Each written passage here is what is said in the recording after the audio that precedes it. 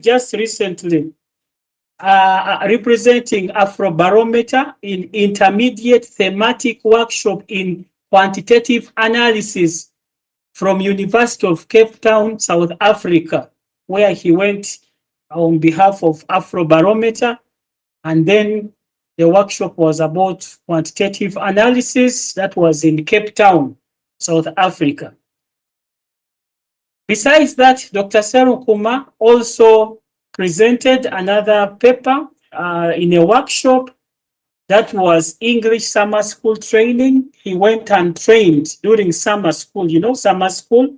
He trained staff using basics, statistical analysis, and future Africa also from Pretoria. That is brief about our instructor for today. I think now you know that he's the man for this session, and why as a faculty we opted for him based on merit, based on his seniority in the topic and the research that he has so far conducted, and the different trainings that he has involved in. Yes. So I have shared, before I bring in Dr. Semionr to start, I had shared our program, and also I shared some data sets. I hope members you have seen.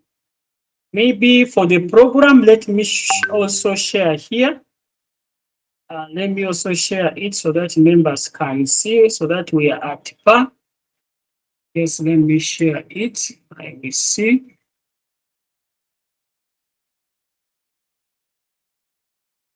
Wait a minute.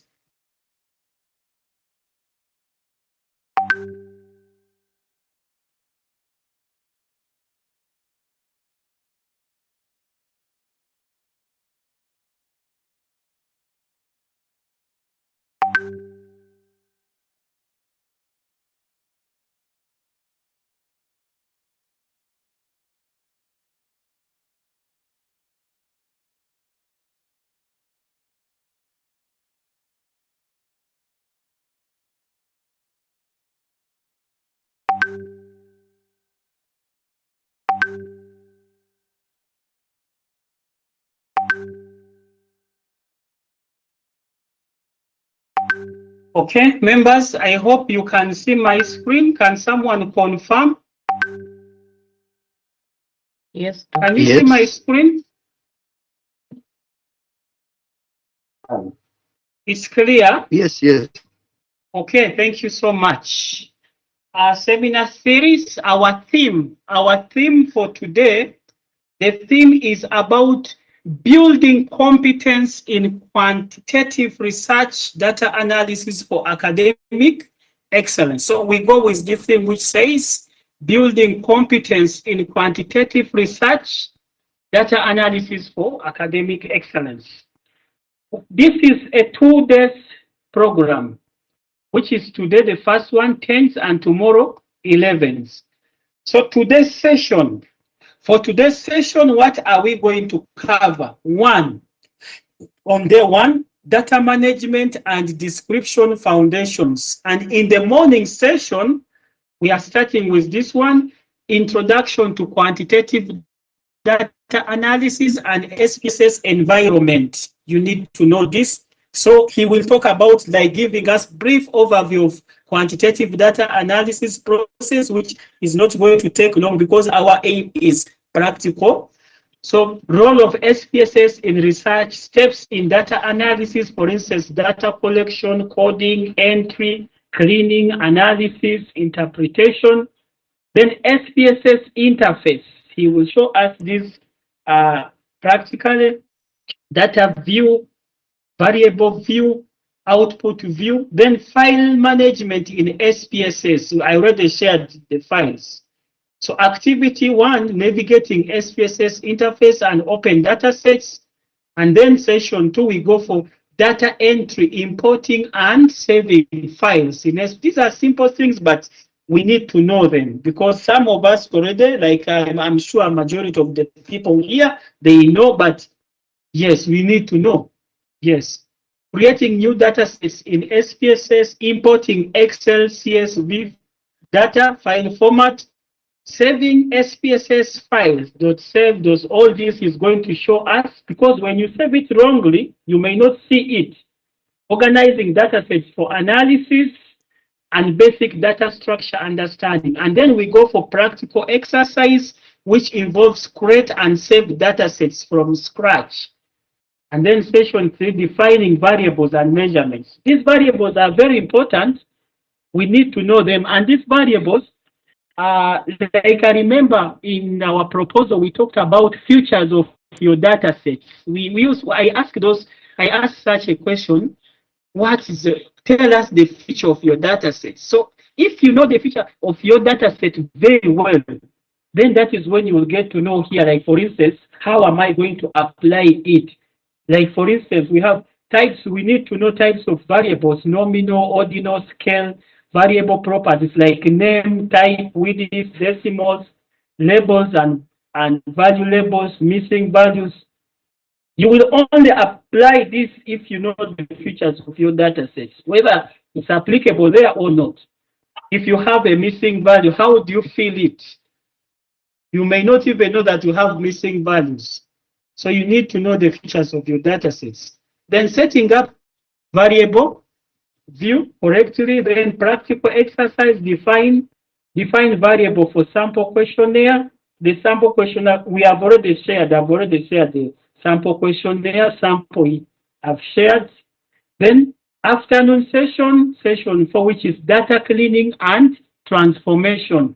Identify and correcting data entry errors, handling missing values, recording variables, computing new variables, conditional formatting, like if statements, if this is like this, what is going to be the outcome, or what should I do?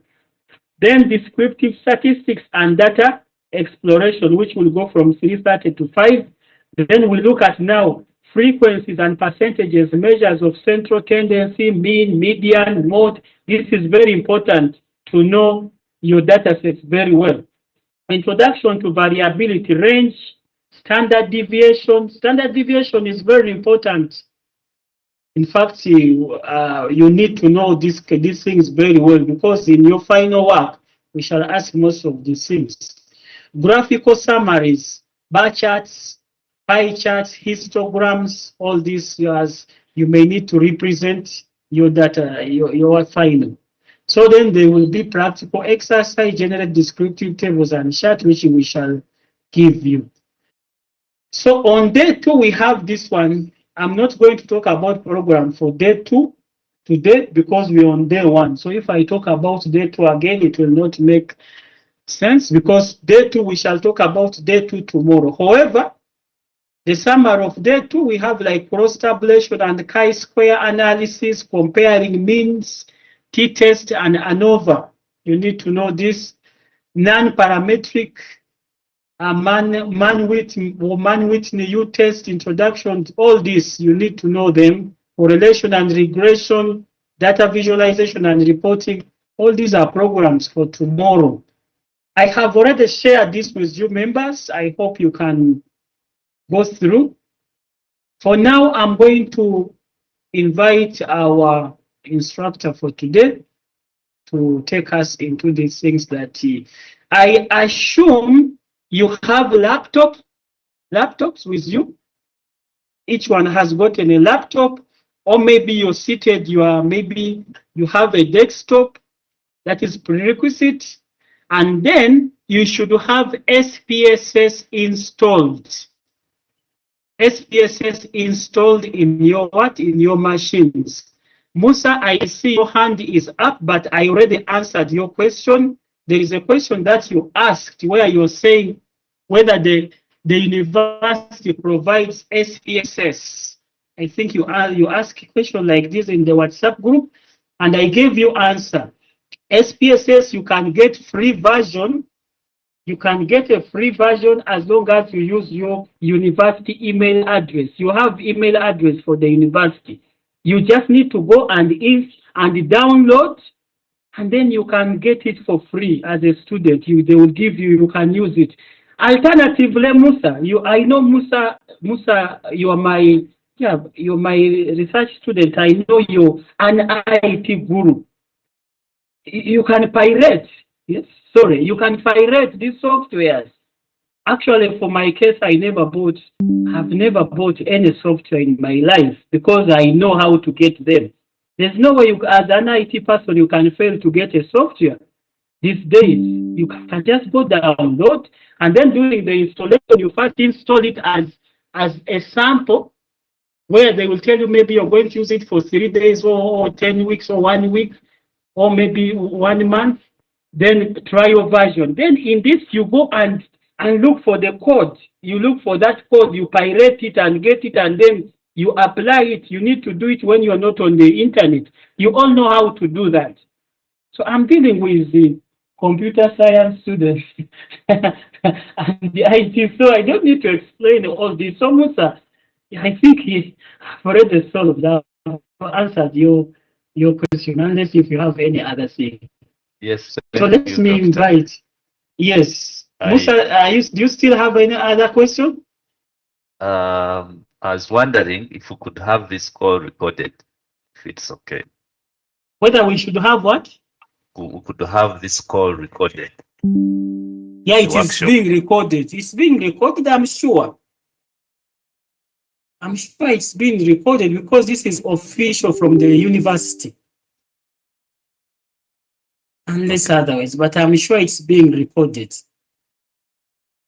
Yes. Okay, Doctor, you can take over.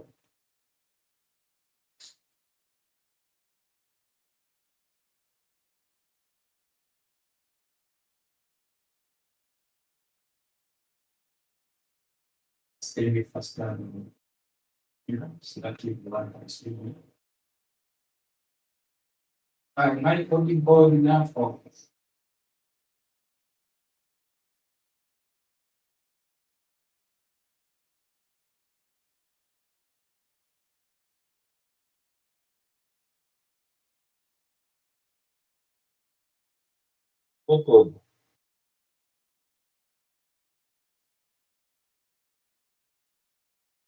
Okay. Good morning, everyone. I would like to take this opportunity and thank the Dean, Dr. Kaketo, and Dr. Najib for this great opportunity they have given me. Actually, this is my first time to come to Victoria University. It is so amazing. My name, like you heard from the two seniors, by the name Senkomba Muhammad, a statistician by occupation, though I'm an economist by training. The purpose of my coming here, as you've been told, is to share with you the little I know about quantitative research analysis. So this training will basically be on quantitative analysis. If you have qualitative, maybe that will be another day, just like Dr. Kato said. By now, I think most of us are at different steps of writing our research projects. Some might be, I think, developing their proposals. they are done. They are done writing their proposals. Now the data collection. Some are developing tools, or some are data collection, and now next is the analysis. Oh, good. So I'm being told that most of you have already started data collection. Some are in the analysis at the analysis stage. Perhaps some of us started compiling together our research for publication. Congratulations upon reaching this far. Today's theme is about building our competence in quantitative research, analysis, and interpretation. Like Dr. Kaketo and Dr. Najib hinted on, we have different statistical software that we use to analyze data. The most used happens to be SPSS. I'll explain further what we mean by SPSS. But in addition to that, we have R. So by having all those skills, you stand also a better advantage of being perhaps absorbed in some other fields. We have Stata, we have Python, just like somebody talked about it. We have Blue Sky actually is for those of you who fail to get SPSS, you can download Blue Sky. It is the same as SPSS, only that this one is free of charge. You don't have to pay. The advice Dr. Najib was giving you, should you happen to go in, say, developed countries with your laptop installed where your machine has been installed, or SPSS has been installed on your machine, which is pirated, but that software happens to be pirated, don't be surprised when it gets off. So the alternative is always you can know, either you buy a complete one or you get a Blue Sky. But whatever statistical software you use, the output remains the same. So you don't have to say that, oh, but I've been using Python now, where you have used it for bringing in SPSS. How am I going to? No problem. You can continue with what you've been working with. Whether some can even use Excel and so on and so forth. So with those few remarks, allow me to first share the slide that we are going to be working on today about building our competencies in quantitative research.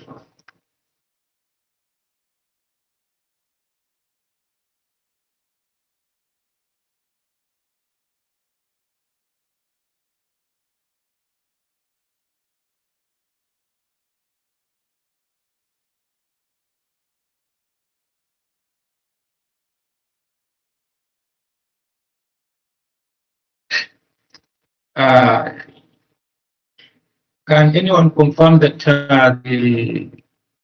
that he or she sees what we are sharing? I think most of us are seeing. Yes.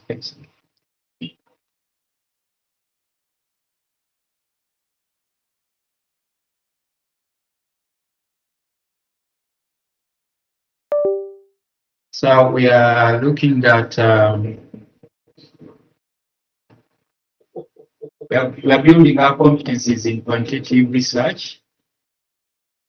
We're not seeing the slide. The main We are only seeing objective is to learn how to analyze our data and interpret this data, because at the end of the day, it's you who's going to defend this work, not Dr. Najib, not Dr. Kaketo, or someone else.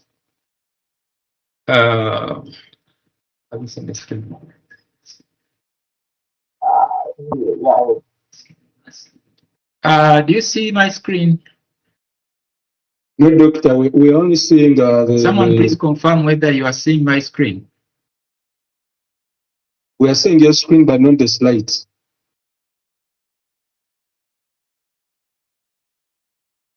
We're only seeing the file explorer. Sorry? Are you seeing my screen? We are only seeing the files. You are seeing it. Okay, good. We are seeing the files, but not open. The open one, we are not seeing it. Oh, you are seeing the files, but you're not seeing the... Okay, let me try again. You'll forgive me. This is my first time to use Microsoft Teams. No, they are just seeing the names of the files, but not the... I think you might need to reshare again. You stop sharing, then reshare if possible. Yeah. Share the whole screen. It seems you only shared that window for the file explorer.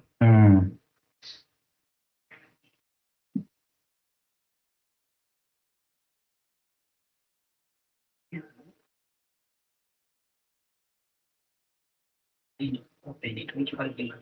one.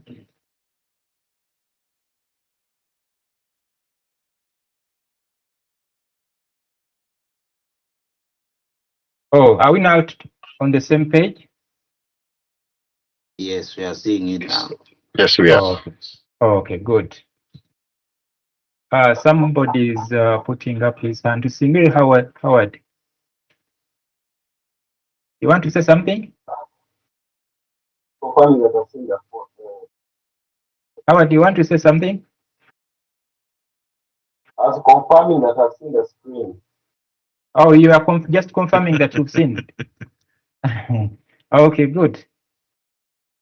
So let's look at an overview of quantitative research methods. Whenever we talk about quantitative, it means something that is going to be quantified. It's something that concerning the analysis of data, numeric analysis of data, and different statistical techniques that we are going to be using. The main aim is to develop and employ mathematical models, theories, or hypotheses pertaining to a phenomenon in the numerical form, such as statistics, percentages. So for those, I think most of us, I have there's some with the background of BBA, Bachelor of Business Administration, Bachelor of Commerce, some are in computer science, and so on and so forth. I will try to make each and everything easy. And for those of us who are fast learners, you bear with us who are slow, or those who are with a background of not mathematics, but at the end of the day, we shall all be on the same page. So the findings generated from quantitative research usually uncover behaviors, trends, and so on and so forth. So whenever we talk about quantitative, as you underwent through the you've been having, it's something to do with quantitative or numeric analysis. Why quantitative research? Why not qualitative? Most of us have, for some, I think might be having mixed methods. Some may decide to go purely qualitative. Some may decide to go purely quantitative. So the choice depends on you and the major aim of your study. So one of the reasons why we conduct quantitative research is one of the best approach to examine relationships between two or more variables. For example, in the data set I've shared, which can always be downloaded from the internet, it is free of charge. We have been working with we've been collecting data from citizens across Africa. And in Uganda, we started in 1999 up to now. Excuse me, Doctor. Yes, please. Stanley's mic is on, and I think he's making. Okay, let me try.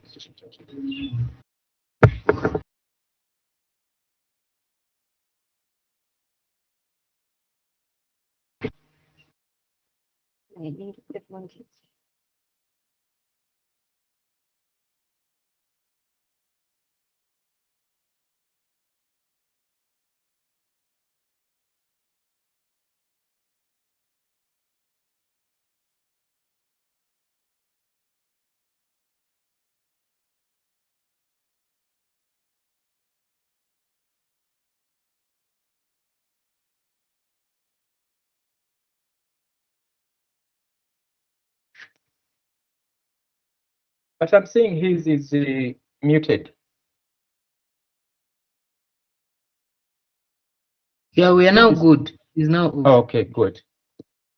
So, like I was saying that in Uganda, we've been conducting those surveys for the last almost 20 years. And those data sets are free of charge. You can always download them. I will share with you the link for those who might be interested in exploring the trends So we are normally looking at citizens' perceptions with regard to different aspects of life. We have different modules. Some are concerning quality of life, in that, like how do citizens perceive health, government provision of health, education. Some go as far as democracy, governance. But whichever study you might be conducting, for as long as we learn how to use the data set. Don't mind about, because most of you have a background in like I've had in a computer science.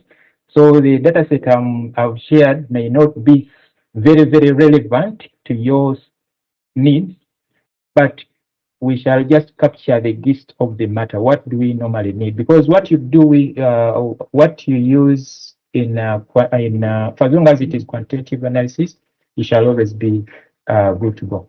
Now, it is one of the best ways to analyze relationships between two or more variables. So the best aim of quantitative research.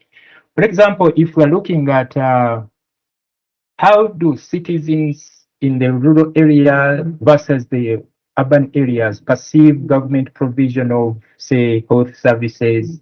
How do we see significant variations in citizens' opinion with regard to government performance in the say provision of jobs or creating jobs for the youth, keeping prices stable, managing the economy? So do we see what factors shape the decision for somebody to say that indeed government has performed well in this area and in another area it has not performed well? For example, does gender matter? Does level of education matter? Do we see any major variations in terms of, say, region? Do we see significant variations in terms of region? Okay. So we are saying that with quantitative, we are looking at relationships between two or more variables. And apart from exploring mere relationships, we might be interested in looking at the cause and effect. So some of us who already have the objectives, some of you, the objectives are just relationships. We are looking at just whether variable X relates with Y. But if we are interested in looking at whether it is variable X that causes Y, then the analysis would be a little different from the one that is just looking at relationships. Then another aspect of quantitative research is to explore differences in variables. For example, if we're looking at perceived ease of use of a given technology in the transaction, or sometime back we've been looking at the perceptions of households. No, the perceptions of households with regard to the use of mobile digital technologies in food vending businesses. So the client wanted to see which factors shape the decision for customers to look at mobile digital technologies in food vending as a viable alternative, or why they would consider the uptake of those mobile digital technologies versus the traditional ones where somebody just has to deliver. Okay? So we're looking at differences. Do we see level of education mattering in that case? Do we see, so there are a number of things that we can do with it, only that we are looking at exploring differences in variables. Sometimes you want to test a theory. Normally, I think you have I've always been seeing the technology adoption model for some people who normally want to extend it further. So all those are embedded within the quantitative research. And another thing is that we want to predict that given a certain behavior, if we see that the events are like this today, it's more likely that, say, in 2 years to come, the trend, holding other factors constant, the trend is more likely to remain the same. So for predictive purposes, this is why quantitative research is more important. And lastly, for now, is to generalize the findings. The beauty with quantitative research is that we normally intend to make generalizations. Why do we make generalizations? Because the sample size, our sample size is always very, very big. Unlike in qualitative, where we have like 5, 6, 10 respondents. But with a larger sample size, you always have a likelihood that, oh, if this is the behavior for today, or in a situation X, it is most likely that if an individual is to come out to carry out the same study using the same approach, same methods, it is likely that he will also get the same result. So we are aiming at generalizing the findings. Then let's look at some of the basic concepts in quantitative research. I know most of these you covered them, but we're just making a recap of what you already know. So that we are these are building blocks upon which we are going to run different analysis. So we're just reminding ourselves. Within quantitative research, we normally have variables. And so if somebody is looking at, for example, whether high material deprivation is associated with citizens' evaluation of government provision of essential services. So in that case, as you listen to the topic, you're able to tell, oh, this is the dependent variable and this is the independent variable. Or this is the explanatory variable, this is the predicted variable. So we normally have the independent variable, and then an independent variable is the one that has an impact on other variables.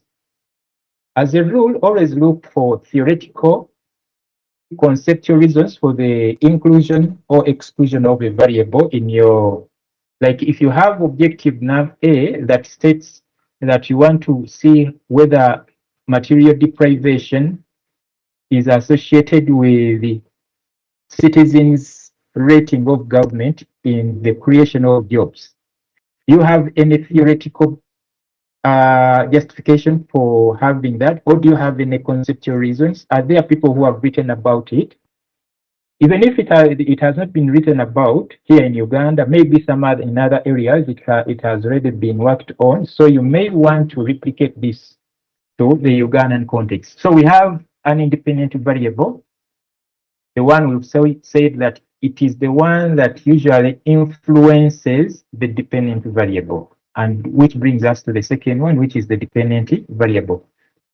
A variable which happens to be a variable which changes with the change of the independent variable. We look at an example. Okay, we shall look at some of those examples later. So the difference between an independent variable and the dependent variable is that an independent variable is the one that influences or that has an influence, has an impact on another variable.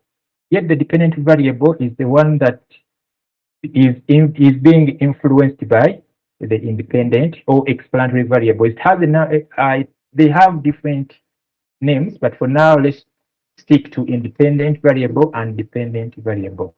Within quantitative research, we have hypothesis. What is a hypothesis? We normally, I think you've already covered this. A hypothesis, which is a tentative answer to a research problem. And for example, I would say, yes, as if somebody wants to say something. Somebody please unmute if you, okay, thank you. We normally have types of hypothesis: directional hypothesis, non-directional, the null and alternative hypothesis. Directional is that where you want to say, for example, that females perform better in mathematics compared to males. So you can see that there is a direction the old hypothesis has taken. But if I say there are gender variations in performance in mathematics, So that is a non-directional. I've not shown which gender is better at math and which one is worse at math. So those are non-directional hypotheses and direction. But I would caution you against the directional hypothesis. Sometimes they might be dangerous on your side, because if you say that, say, males perform better in physics compared to math, and there's significant variations in students' performance in math by gender. That is a non-directional hypothesis. But if I say males perform better in physics compared to females, and I happen to find that it is the reverse, and the results are significant, then you might have trouble in making conclusions or interpreting your results. So it is always better you remain with non-directional hypothesis. That I've organized some. I created a hypothetical topic and some hypothetical hypotheses that can be derived from those topics to show us what we mean, or to emphasize what we mean by directional and non-directional hypotheses. Then you've also covered the null and alternative hypothesis. What is the null? Null is the one that we normally test. So if we say that there are gender variations in students' performance in math, that is the alternative. But if we say there are no gender variations in students' performance in math, that's a null. So types of hypotheses, we have the directional hypothesis, the non-directional hypothesis, the null and alternative hypothesis. These ones are very, very important. If you can master one, then the other one will be clear to you. And as we said that it is always the null hypothesis that is subjected to test. We normally have given different levels of significance. Usually we put it at 95%, or what we call the alpha level of significance of 5%.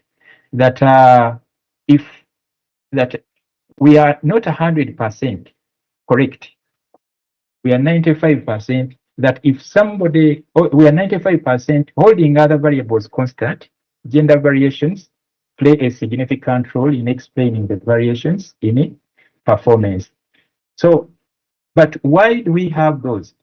This is where we have type 1 and type 2 errors. I think you've already covered this in your courses, type 1 and type 2 errors in hypothesis testing, where type 1 error occurs when a true hypothesis is incorrectly rejected. Type 1 error occurs when the true null hypothesis is incorrectly rejected and we accept the alternative. Yet type 2 error happens when you fail to reject a false null hypothesis. I've given an example. There is always a common example here, that somebody went to the medical practitioner or a doctor to check on her in the first case example that we are seeing there. And the doctor says you are pregnant. So that is a true positive hypothesis. And that was a female. And on the right, we have a true negative where the doctor says you are not pregnant. And this is a man. But the funny scenario is where you have the false positive, type 1 error. It is where the null hypothesis is rejected, yet in the real sense, it is true. How can you tell a gentleman like this one, aged about 70 years and above, that you are pregnant? On the down cell. Then on the false negative, type 2 error, a doctor tells a female patient that no, but all signs are showing that she's pregnant, and she happens to say that no, you are not pregnant at all. So this is type 1 error and type 2 errors are normally committed. So once we say that we are testing a null hypothesis, that gender variations predict citizens' evaluation of government in government provision of public service, essential public services. We are trying to test the null hypothesis at a given level, which we shall see. We've talked about the 95 confidence interval. So what, like they've told us already, the agenda for this workshop. So that one is summarizes the brief introduction of what quantitative research is and so on and so forth.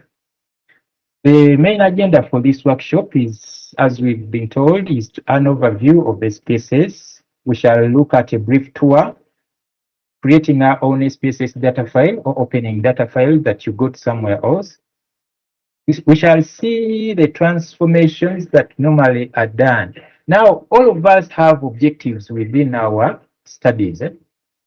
Some might be having Likert scale. I'm trying to predict, I'm trying to establish the attitude of customers towards a given product or the use of digital technologies in food vending.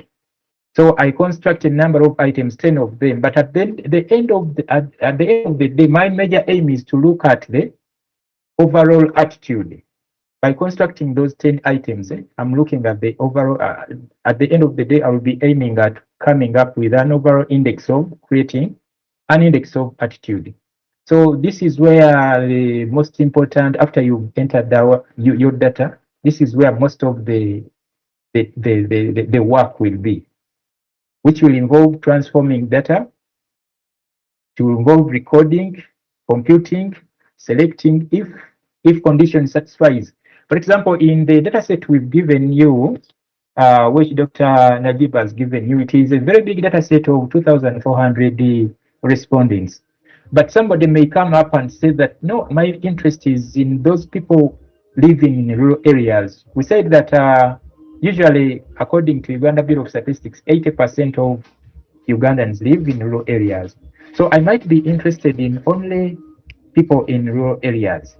So this is where the select if condition applies.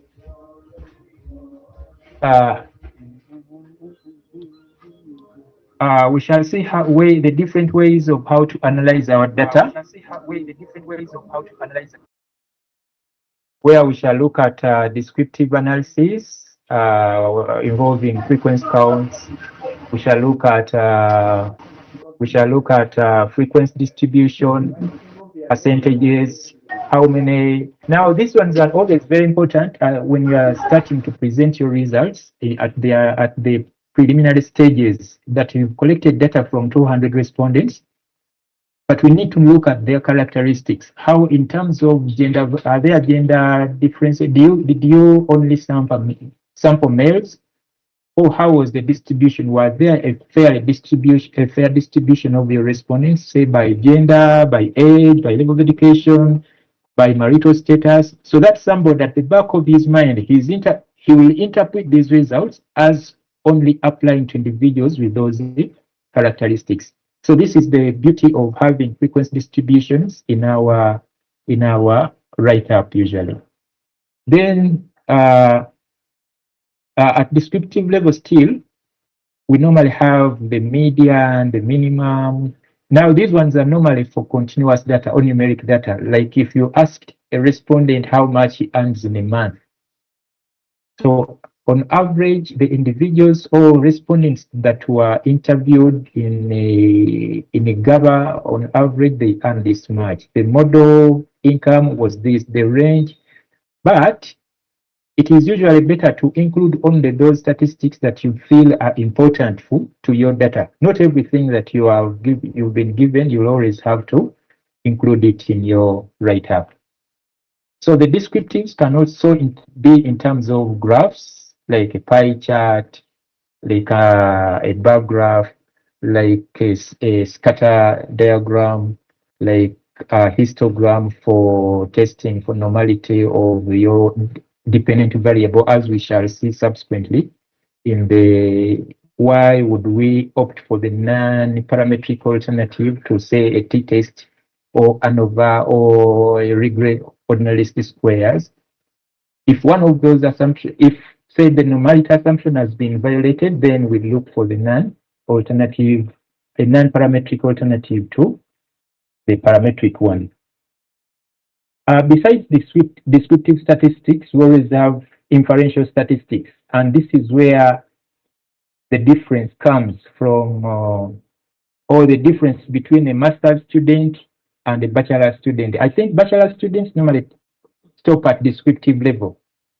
So if at master's you can also stop at descriptive level, then I think your contribution to the existing body of knowledge will not be so much different from what a bachelor student has. There wouldn't be difference between you and somebody who holds a bachelor's degree. So at this level, I think we are all dealing with individuals at master's level. We need to see those inferential statistics within your work, well interpreted, well presented, and well discussed. So we have two different ways of how to analyze data, descriptively and inferential statistics. So now we go straight to SPSS. SPSS used to be, these days it is no longer called SPSS. It is IBM Statistical Product and Service Solutions. It used to be called, it was an acronym for Statistical Package for the Social Science. And I think most of us are used to that. But when you go to IBM, those of you who are interested in downloading the pirated software, I think there is that Get Into PC where you can download a number of softwares, including SPSS, but it is called IBM SPSS 27. There is, I think, even 21, 26. I saw them somewhere. So you can always download them. But it is IBM Statistical Product and Service Solution. Sometimes your supervisor may ask you what statistical software do you use. Feel free to say SPSS, Statistical Package for Social Science, because this is what we've been used to. But if you want to be more technical now, you can say Statistical Product and Service Solutions. Or if you use Python, if you use the R, if you use the LIMDEP and so on and so forth, you can mention what you did, what you used. So SPSS is a well-known and popular statistical software for performing data manipulation and analysis. And most of us, when we are starting to learn how to analyze data, we began with SPSS. I think for us, we started at, it was version 9, then 10, 11, and so on. Like we've said, there are other statistical packages that are used that include Stata, there is R, there is SAS, Blue Sky, Python, and so many. So whichever method or whichever statistical tool you are comfortable with, please feel free to use it. So did we all say that we have SPSS installed on our machines? Moses? Or any other volunteer can? Are we there? Are we all there? Yes. Okay, good. So for those of us with I think by now we should all be having SPSS on our machines. When you install that program and you open it, the window that will appear will look like this, that the one we are having in this slide. The default window will have the data editor, and within that data editor, there are always two sheets in that window. We have the data view window and the variable view. This is where we have the variable view window and the data view window. The difference between the two is here. The variable view window is where you are going to design your SPSS, or your questionnaires are going to be designed from here. You are going to enter your questionnaires, the questions within the data view. You are going to describe them You are going to attach value labels. Tell us whether it is a numeric variable, whether it is a string, whether it is a date, whether it is a current, and so on and so forth. But when we go to the data view is where the actual data entry takes place. Maybe the other thing I forgot to say that sometimes with the advancement in technology and being you people being technologists, if I can use that word, this the use of paper and pen and pencil is getting is being replaced by the use of gadgets that can be used. So within the by using those gadgets, you are doing the data entry, and at the same time you're collecting. You don't have to again bring in the data and start entering. So you can use something. We have Google. They are called Google Forms. Yeah. We have Kobo Collect. We have okay, at our office we have I'm forgetting the name, but we have different ways of how to collect data. But if you don't have all those ones, you can always use papers, distribute those papers and responding, answer those questions, and you start entering them. But if you have used those softwares, you can always import. There are different ways of how you can import direct from those software, I mean those apps to direct to SPSS. Now, once we have the title bar. Yeah, excuse me a little bit. We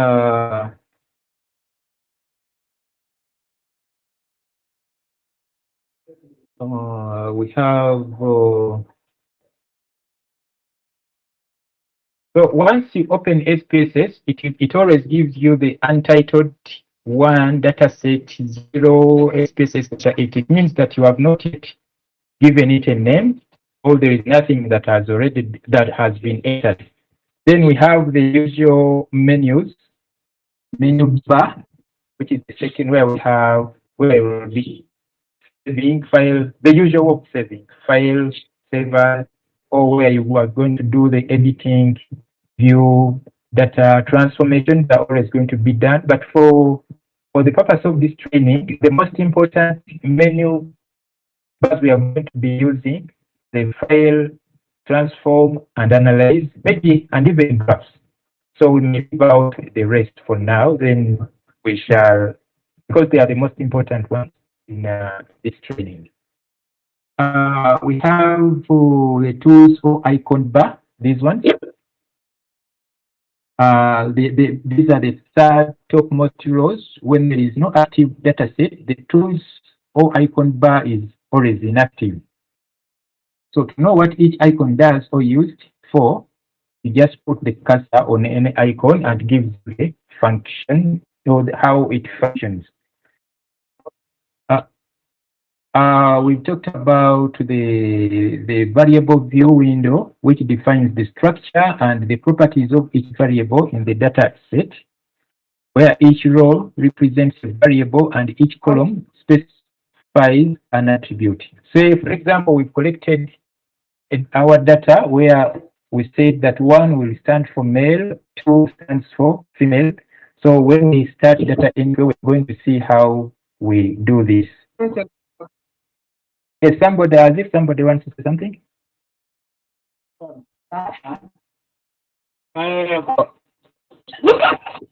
Okay, so let's continue and with we've seen the data view. This is what I've been explaining. The tools, this is the third topmost row, variable view. We are now about to start doing some data entry, but we need to look at some of the conventions that we must take into consideration before starting to do the data entry. So some of the steps some of the preliminary steps before data entry in SPSS include assigning identification number to each case or questionnaire. For those of us who are going to be using the questionnaires, hard copies, the first thing you should always do, and which I always advise people to do, as soon as you bring those questionnaires, before embarking on data entry, always ensure that you assign a case identification number. This is questionnaire number 1. So on top of the questionnaire, you indicate 1, 2, 3. So if I have 100 questionnaires, so I would be having IDs, 100 IDs, 1, 2, 3, 4, 5, 6, 7. The importance of each of those IDs is that, assuming I've already entered my data, and I want to cross-check the accuracy of the data that was entered, I can refer to the questionnaire, because normally when we go to this, sorry for taking you back, within this data, or within the data view, I can decide to organize the output set by gender. So if I rely on this one, which has 1, 2, 3, the default one, then it will mean that there is no way I'm going to tie this data back to the questionnaire I had. And this would be a problem. Assuming I had wrongly entered some data, say instead of entering 55 for no education, I ended up entering 56. So to be accurate, I need to go back to questionnaire number 23, for example, and see that this is, instead of saying 5, I entered 56. What was the problem with it? I can just always cross-check and say, oh, this was data entry error. That 5 was supposed to be in the first cell, 6 was supposed to be in the next cell. For example, if I entered it here, 5, then 6, I didn't press the space button. So that is the beauty of assigning case IDs to the questionnaire. Then the second thing is for each of the variables, assign a variable name and a variable label. What is variable name? A variable name is a short description of a variable. If I ask a respondent, how old are you? That was question number 1.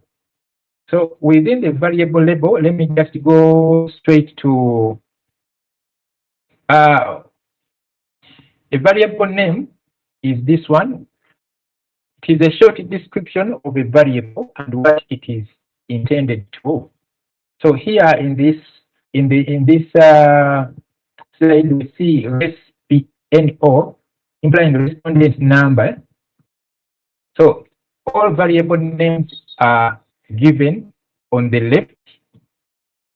We have urban. You can decide to say that instead of saying that age, let me just say Q1, Q2, Q3, Q4, Q5, so that they tie with the questionnaires. But if you are not interested in that, you can just say age, direction of the country, region, and so on and so forth. So we have the name. This is the variable name, and the label is the full description of the variable and what it is intended to measure. For example, if I'm saying Q1, your reader may not know what you meant by Q1, but Q1, here we are describing it as age. Q3, overall direction of the country. Respondents were asked in that questionnaire that I've shared with you. How would you describe the direction of this country has taken? Is it in the positive direction or the wrong direction? So that Q3 is a representative of a full description of what we mean by Q3, that is overall direction of the country. And within the values, this is where we are going to see a demonstration of how to do this. Overall direction of the country, where we shall have either 1 for positive direction or right direction, 2 wrong direction. Variable for sampling unit, we shall have either 1 stands for either urban, 2 rural. Province, either north, south, north, central, east, and so on and so forth. So let's go back. So assign each variable a variable name and a variable label. Names cannot contain special characters. This is very, very important, but not all such characters. For example, you cannot, within the name, always ensure that they begin with a letter, not a number. A variable name cannot contain a space. A variable name cannot contain some special characters like a question mark, like I think an underscore can be accepted and a full stop can be accepted, but these colons and so on and so forth, they are not accepted. So once you enter them, the system will show you that a variable contains an illegal character. So names contain special cannot contain names can contain some special characters, but not all such characters. We sometimes assign abbreviations or question number to variable or items. Traditionally, variables names had to be 8 characters. So here, in the past, variable names could not have more than. So once I've written region or region old, so this one has 1, 2, 3, 4, 5, 6, 7, 8, 9, 10. But in the past, once you reach 8, then the other one would be discarded. But for now, you can always have. But what is advised? Because it is the one that is going to appear on the top of the data view once we go to the variable view. So try as much as you can to keep your variable label as small, but you can understand what it meant. Then start with a letter as you are designing your variable within the variable label. Always start with a letter and contain no embedded blanks. The options or responses, if I've asked a respondent how his or her level of academic attainment, no education in primary. Now, this one, in this example, we are saying that 1 stands for urban, 2 stands for rural. And if a variable has missing information, decide which values will be used as missing values. Now, this one is very, very important also, just like others. But this one, when a respondent, because it is not a rule that he has to give you whatever you ask. So sometimes they leave some questions unanswered. If like I've asked a respondent how old he is and said that no, I won't give you this. So instead of leaving it blank, you can instruct the software that wherever you find this variable, I mean this number, say 100, take this person as having missing a response. But that response only works if no one is genuinely 100 years. Should you happen to give 100, yet somebody, if you happen to give 100 as a missing response, and then another Senkumba with a who is genuine 100 years, then you're doing a disservice to this person. So in such cases, you might think of increasing on the figure. You might say 999 will stand for missing 16. So that when it comes to the analysis, those ones are always eliminated in the analysis. So you always have to decide which values will be used as the missing values. So we have now, for example, when you look at question 7a, how often have you gone without food? We indicated that -1 stands for 60 missing. 8, I think, was refused. As you will see in the dataset I've shared, 8 either refused and 9 don't know. So you can see that on the right, there is always, you are telling the software that wherever you find 8, this person has a missing response or didn't give me an answer or doesn't know. So this you are going to always be seeing the 8 and 9 within the data set I have shared with you. And now when it comes to You remember when Dr. Najib talked about the measures? Some variables are nominal, some variables are continuous or numeric, some are ordinal, some are different, have different characters. For variable, I think you've already covered what is a categorical variable, what is a nominal variable. Nominal within SPSS is the same as a categorical variable. By saying that one stands for male, two stands for female, it does not mean that two is greater than one. Rather, it is just a numeric attribute given to a variable called gender. Or if we say one stands for urban, two stands for rural, it means that those are just numeric attributes. We cannot say that two is better than one. So the software needs to be informed. This is where you go within, I think all of us are seeing here, where that in the nominal, you inform the software that this is a nominal variable. Then for variable, like the same thing with region. Region, if somebody says that is from the north, is from central, there is nothing like 5 is better than 1. So we instruct the software to keep it at nominal. But for variables such as age, these are a scale variable. It is a continuous variable. So once you click there, as we are going to see, you instruct it that this, wherever you find this yellow, it means that this is variable is a continuous variable. But in some cases, you have variables that are ordinal.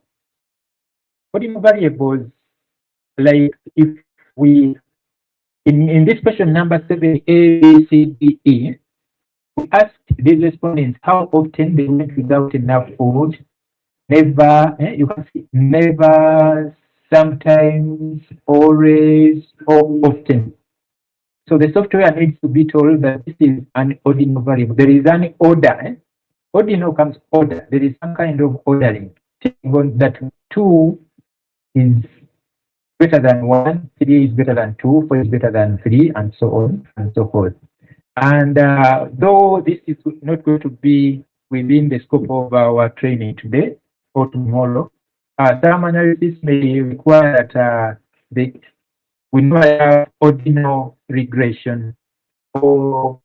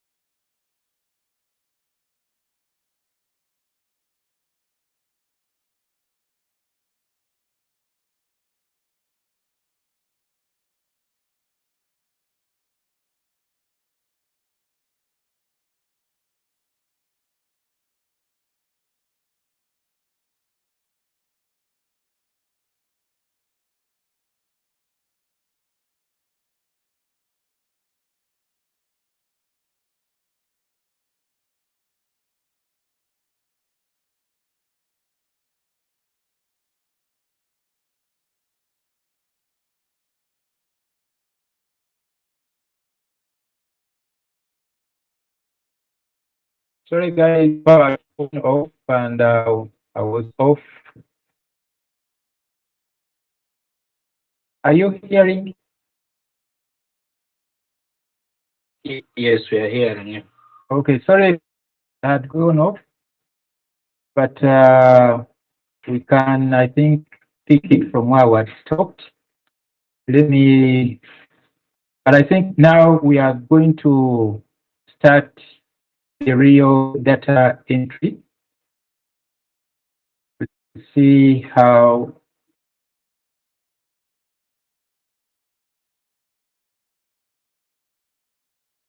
I think, are we seeing the screen? Yes.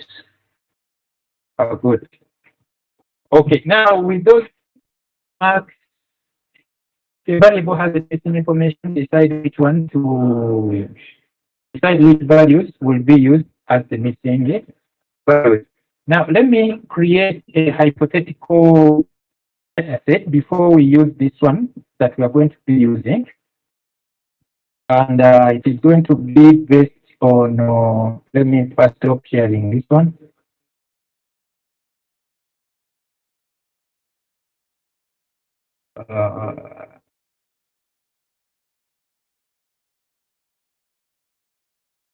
So we are going to begin the practical.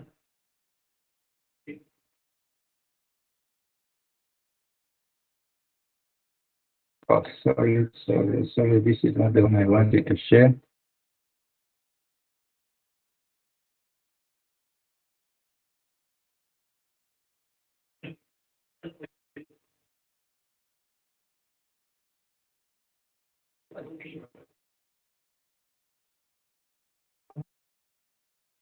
Let me see which data set I want to use.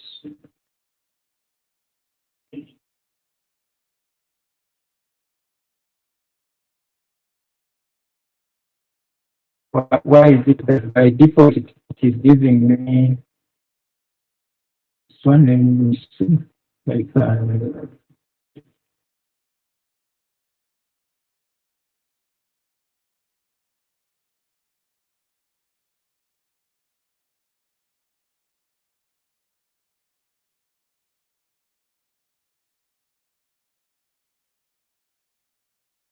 do you have the file that I named staff codebook? Anyone can tell me whether you have staff codebook. It is in PDF which Dr. Najib shared with you.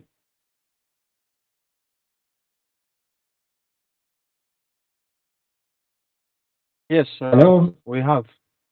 We have it. Good. It is the one that I want to use as in the training. I wanted to share this one. I wanted to share this one.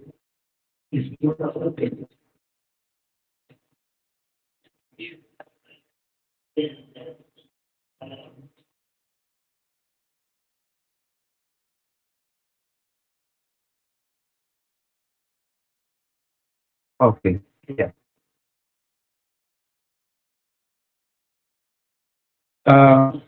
Have you got it? Still,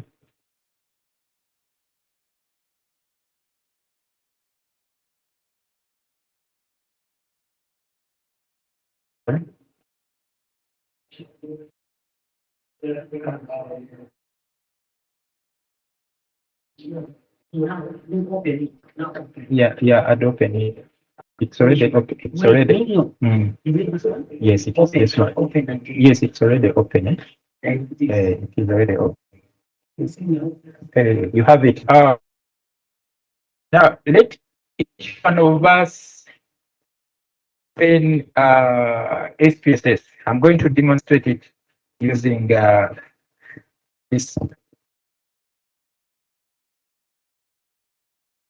Oh, I didn't bring this thing. So I'm going to open an SPSS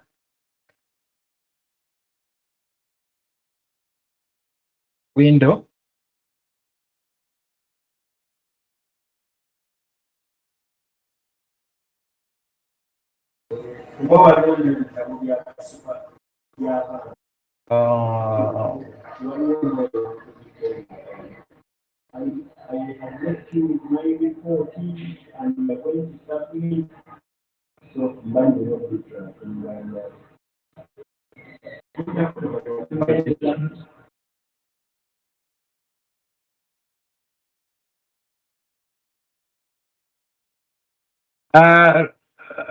Patrick, you wanted to say something? Yes, I just wanted to inquire which WhatsApp group these files were shared to, because in the FBM WhatsApp group I don't see it even in the postgraduate. So someone can share it there. Okay, that he didn't receive the, was inquiring which WhatsApp group was used to send this that file. I sent the WhatsApp on your WhatsApp group, official one. You can check. You can check. I think majority of you have received it.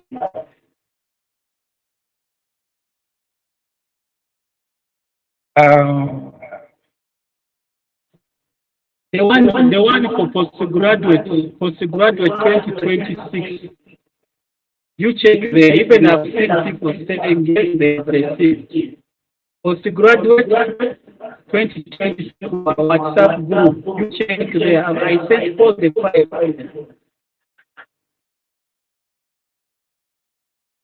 Unless if you in that WhatsApp group, but all postgraduate students are there.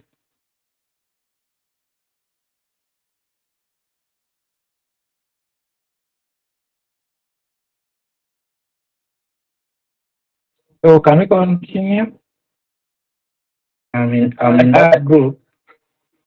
Yes. 2026 postgraduate. Though I don't see it, I don't know. It is there. Just Oh, it is there. Good. Does everyone see my untitled SPSS screen?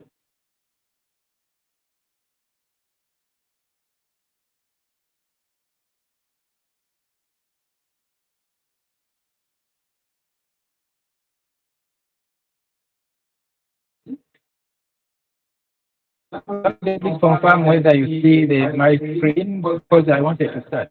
Oh, good. We see. Okay. Okay. Now we are starting to have a practical on how to enter data via SPSS. Okay, just want to say something?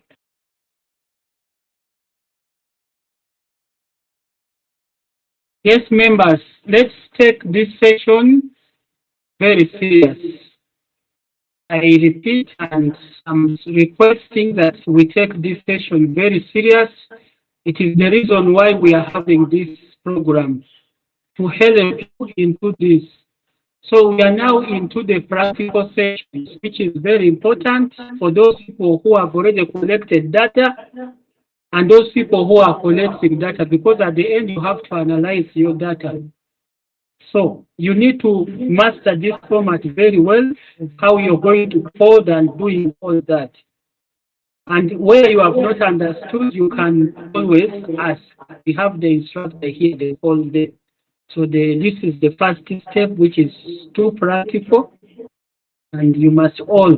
The prerequisite, I said you must have a laptop or a computer with this software installed. So you should follow it very well. Thank you so much. Doctor, you can continue. Thank you, Dr. Najib, for the reminder that we all have to use, that we all have to be with computers so that you can, so I'm going to move slowly when it comes to designing this template. We said in the variable view, This is where we designed our template. In short, it is where your questionnaire and the possible responses are going to be put. Then in the data view, that is where we shall do the data entry. So you can see one of the most important things that you can note from here is that because you have not entered anything in the data view, that's why the variables are named are fake with val. But when it comes, but once we start entering our data, they will change. So by default, it gives us the untitled data set, IBM spaces statistics data editor. That is the name it has given it. So the first thing, as we said, is to assign a case ID, case identification number to our questionnaire, assuming we use the hard copies of the questionnaire. So I'm giving it ID. So once you give it a name, by default, it assumes that your variable is going to be numeric. The width is 8, 2 decimal places, and the column is 8, and so on and so forth. So let's first design the, let's first prepare organize the variable names, so that, and afterwards we shall give labels. So the variable ID is one according to the questionnaire which I called the survey, selected some of few items. So it contained the age. It is okay, you can give age, the age can be in capital letters or small letters, whichever way you want. Then we can have another variable called it length of service. You can see how I'm going to length of service as a variable name. You can see that it is just a short description, because we say that the variable name cannot contain a space. It cannot contain some of the special characters. Like if I say, if I put a question mark there, it will tell me that the variable name contains an illegal character. So stick to the either the name or, I mean, to the letter alphabet. Or you cannot begin a variable by saying that this is question number 3 by just writing 3 there. It will again tell you that the variable name contains an illegal character. But it is okay if you say Q3. That one is okay. Then we have employment status as being the second variable. You are free to give it any name that you want, for as long as you can always remember that L service was standing for length of service within the organization. So I'm saying employment status. Okay, I can just say employee underscore is accepted, is acceptable. You're free to end with, but a variable name again cannot end with a full stop. So a full stop with in between is acceptable. Within spaces, for those of you who have used Python, I don't know, or R, I don't know whether it is acceptable, but Stata changes it to an underscore. So I've said that employment status, I've abbreviated it like that. Then let me go back and I say, now this is where the case ID will come. Case ID. Each questionnaire is a case, or each respondent is a case. So case 1, case 2, case 3, case 4, up to case number 230, assuming you have 234 respondents. So age, now this is where we said that you write a full description of the variable. We have length of service, length of service. We have employment status. So this is, you can always drag to the right so you can see the full description of that particular variable. So you can see the power of entered. I mean, we have designed for case ID, the age, the length of service, and employment status.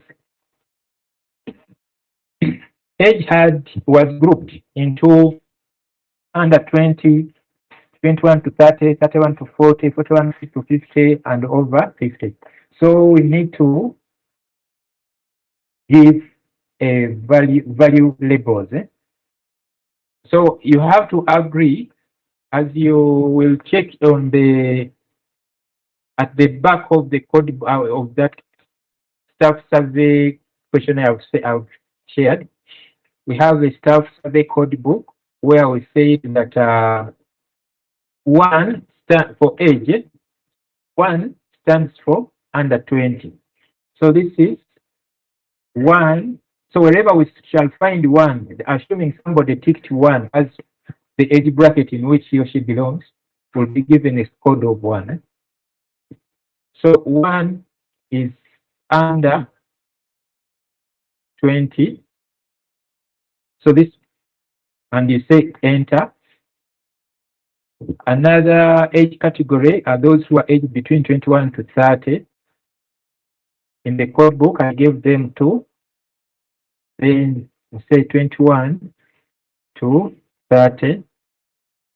Or you can just say 20 to 30. It doesn't do any harm. Then 3 stands for 31 to 40. 31 to 40. Or 41 to 50. 41 to 50. Then 5 refers to individuals who are over the age of 50. So you can see that in our questionnaire we had the categories are 1, 2, 3, 4, 5. We have exhausted all of them. So once you are done, you say OK. But in case sometimes you may find that instead of over 50, I wrote something like over 60. Assuming I had written this. Assuming this is what I had written and I had said OK. So you can always go back, call it back, and say over 50. And instead of add, and I think the add doesn't appear, it appears but it is inactive. You say changes, and then you say OK. Or if you are not interested in that particular response, assuming I had 6 here as say over 90. But in the code book, it is not there. So I can always go back and say this is not supposed to be here. I say remove, and I come back to the data set itself. So this is the variable name, the variable label, and the values. Let me again, when it comes to length of service, unlike age where we had the categories, age groups, under 20, under 21, 30, and so on. But length of service, you don't need to attach any value label, because somebody may say I've spent 2 years, 3 years, 10 years, 15 years, and so on and so forth. So that one you just leave it. What we are saying is that for a response that is a number in itself, like length of service, somebody has to tell us how long he has stayed in the organization. You just leave it there. Then when we go to the data view window, we just enter the number the way it was given. Let's continue with so we have when it comes to variables, length of service is not included. Then employment status. Employment status gives us 2 alternatives. Either permanent, you are either on permanent You're either on permanent or casual. You can see 1 or 2. So when it comes to data entry, we shall only be entering either 1 or 2, either 2 or 1, nothing beyond that. If we enter 3 by mistake, it will show that 3 is an outlier within our data. Okay, now we have another, now this, and the next question is about the level of agreement and level of importance attached to each of those statements. Respondents were asked for each of these of the aspects shown below. Please rate your level of agreement and importance using the following scales. Agreement, if you agree, not at all, you can either slight extent, moderate extent, great extent, very great extent, and so on, so forth. So let me enter the first 2. Someone else will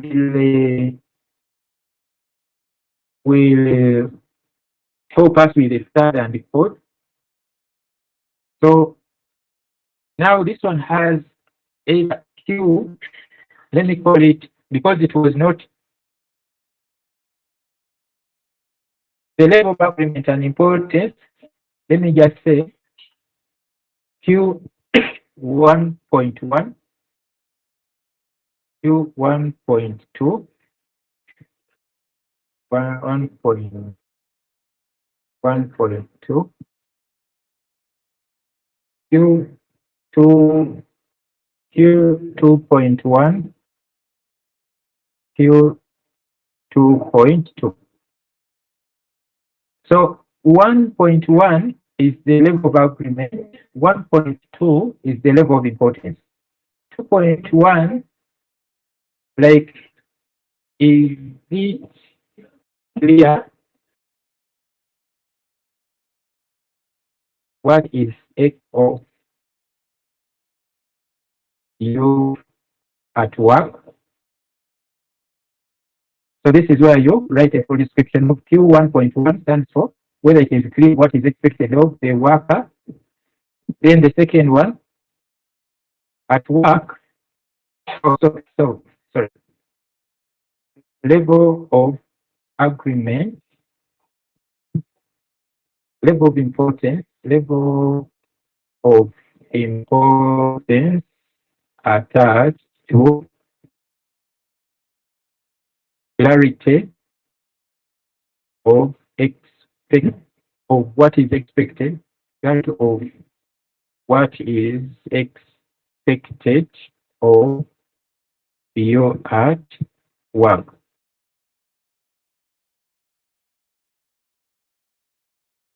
I can say for level of agreement, I can say level of agreement on whether it is clear of what is expected of you at work. Then level of importance attached to clarity of what is expected of you at work. Then I can do the same level of agreement on whether respondent has been provided with all equipment and materials required for him or her to do work effectively.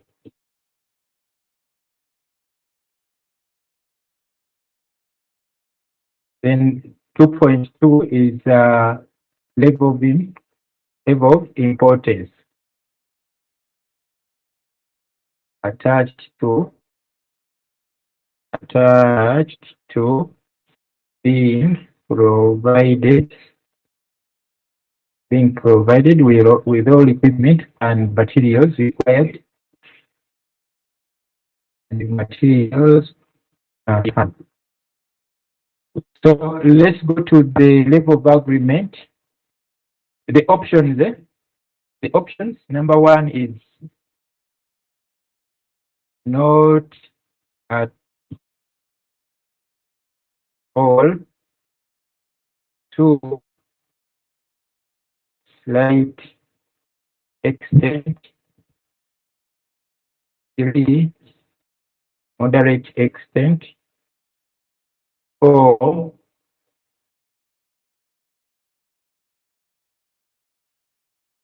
is the great extent. Five, very great extent. So we have not at all, slight, moderate, great, and very great extent. And when you are done, you click on OK. That is for level of agreement. Then level of importance. Level of importance. 1 stands for not at all. 2, slightly important. 3, moderately important. 4, very important.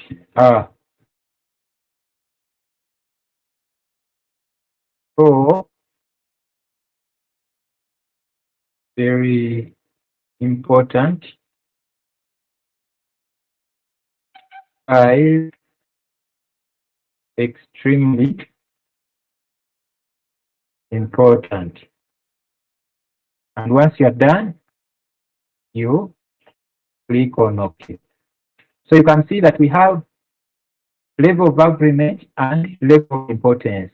So instead of typing them again, I can just say, I can just copy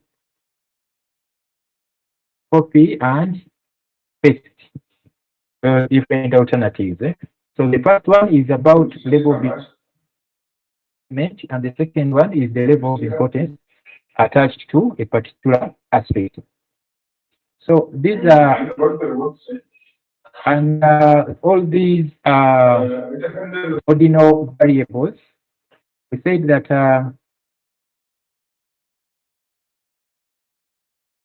let's go back. What kind of measurement we have for each? Okay, you can leave it like nominal, or you can just say ordinal.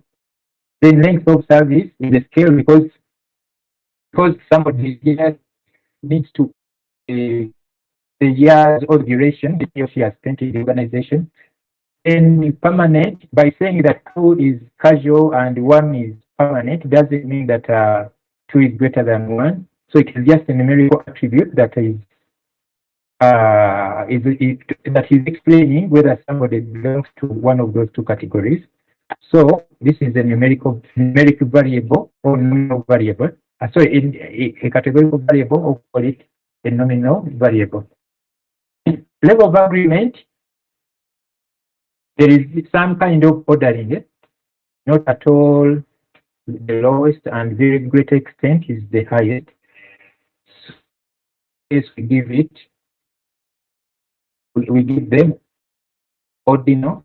These are very, very important. Sometimes when you are doing your analysis, the software needs to know, especially when it comes to some statistical techniques, needs to know whether your variable was ordinal, whether it was a scale, whether it was a nominal, and then get a result. So we follow the same steps out until we come to the end of question 10. Then, but before going further, do you have any question that with regard to what I've shared? or somebody with a compliment?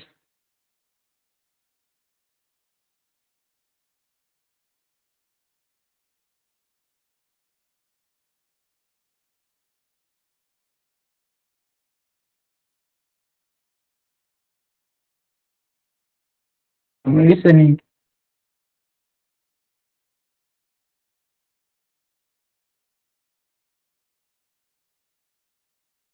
Are we together, ladies and gentlemen? Yes, we are together, but what I've noted is maybe the version being used quite different, because mine, when I try to enter, is not displaying what I've been seeing on your screen.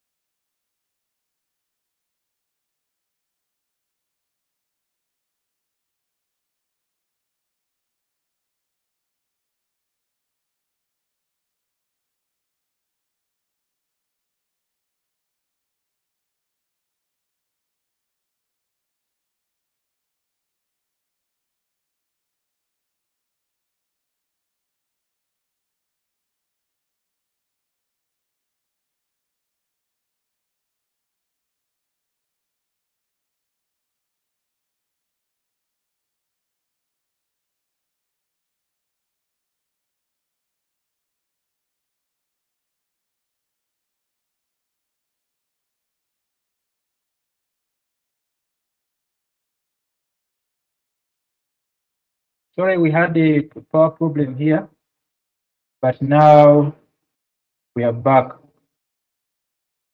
Where is the, somebody had a question?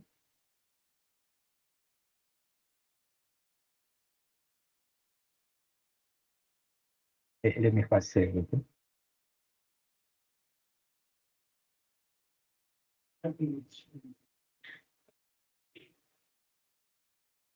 It's going to shoot.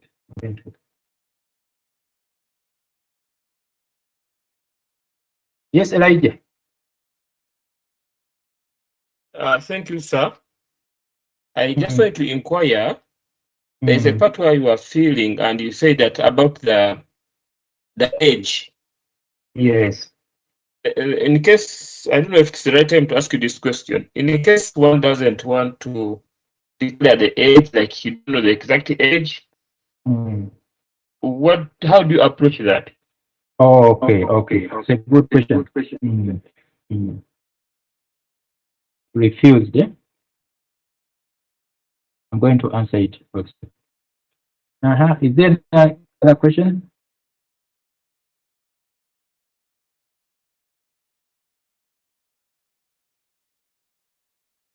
Do we have another question that needs to be clarified before we can proceed?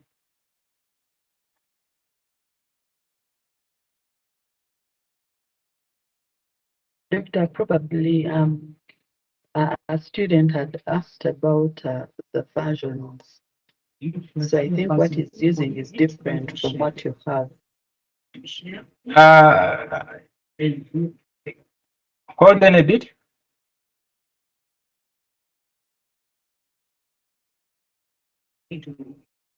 Sure. That will go to your inbox. Delete it.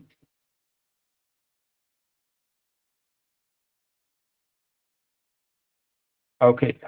Somebody was asking, Olivia. There is a student who was curious about the version of SPSS they're actually using. So probably they might be having an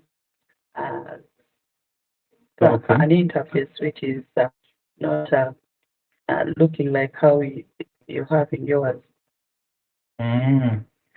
But as long as you have the variable names, the type width, decimal, and so on and so forth. Yes, the versions sometimes differ, but they all do the same thing. Unless you have version 11, I think even if it was 11, do you have somebody with such a case where some of those of what I've demonstrated have not appeared? Okay, so let me go to the question where somebody, I'm forgetting the name, but said that if somebody says that no, when it comes to age, you leave it like that. I am not going to answer that question. So we have to key in a number that stands for no age. Say we may say the one I normally use is 798, but you choose whatever you want. You say we normally have the refused, or somebody may say I don't know. Let me just give this person 999. We are going to see them in the subsequent data set that we are going to use. Don't know. So you can see that 998. So if somebody says that I'm not going to answer that question, so this one applies to even other questions that how long have you worked in this organization? And somebody said, no, I'm not going to answer that question. You are free. You can say 99 will stand for refused. 999 will say don't know, like that. So once you're done with that, then you come to, now this is how you handle system missing. We said that refused is 998, don't know is 999. So we come to 998 and 99. So now we are instructing the software that wherever we shall find in the analysis where you find 998 and 999, you consider them as system missing. The same thing with this, assuming all these, it applies to all of them, you can say, you can copy and paste like that. Are we together, ladies and gentlemen?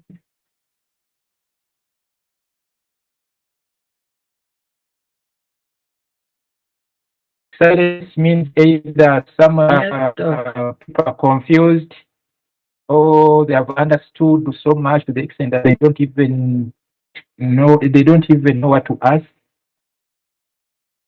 But are we on the same page, ladies and gentlemen?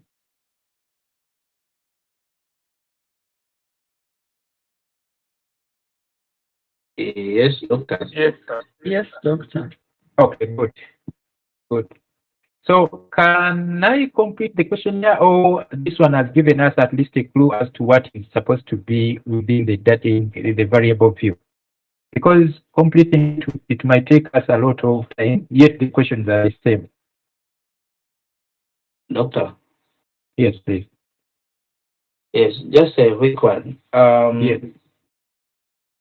I was installing the SPSS. Yes. And then I actually installed it, but when I was trying to open it to use, it was asking me for authorization code, authentication code. Code. Yes. So there was some code sent to my email, But again, they're saying it is too short, meaning like it's not the one. So I'm just confused now. Dr. Najib can answer that question. Somebody was saying that he installed SPSS on his machine, but along the way, after installing it, they asked him for an authorization code. He got it from email, and once he tried to enter it, but it refused. Do you have a way out of that?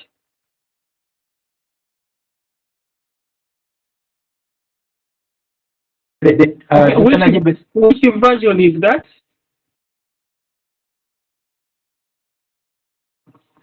Which version of SPSS? IBM. IBM version what? Like 22, 23? Which version?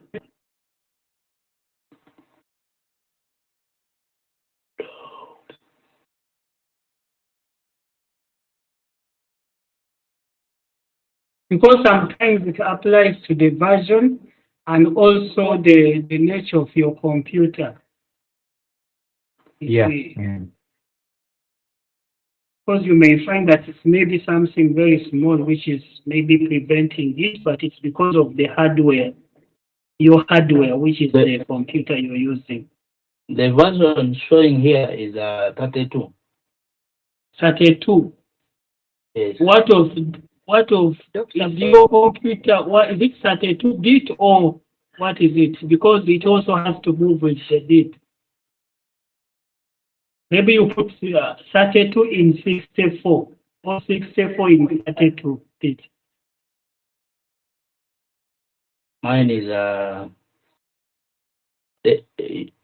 the bits or the RAM. Dr. Yes. Najib. Yes. The student should not copy the code with a copy and paste. Rather, they should get to note it and write the numbers one by one. Otherwise, when you copy, only one digit will go, and when you try to submit, they will say missing what? The code is short. So they should get the code, write it down, then write it in those gaps one by one. Thank you so much, Mr. Jambo. Mr. Jambo is one of the senior lecturers from the department. He's a lecturer from the department. Thank you so much. Is this noted the Senkumba? It's noted. It's Patrick. Patrick, sorry. Is this noted? Yes, it is noted. Let's try again. Okay, fine. Okay. Doctor, we can continue. Okay, good. The other, let me see which other. Oh, sometimes we have multiple response questions. I'm going to show you in the main data set that I shared with you how to handle them. And the other one is because right now I want to go to the data view. So once we are all okay with this one, this one has given us a clue as to what the data set or the variable view window should look like. So I'm going to the data view. Now, once you go to the data view, you remember the codes that we gave to the names that we gave to the different questions.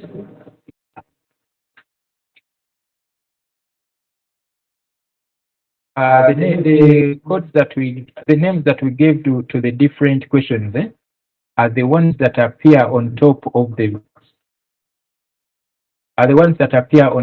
data view window when we go to the when we go to the data view window. They are the ones that appear on top. So it means that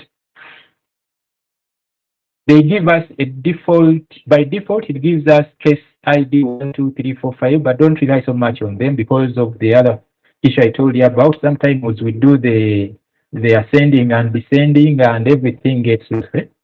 So assuming I have questionnaire number 1, 2, 3, 4, 5, 6, 7, 8.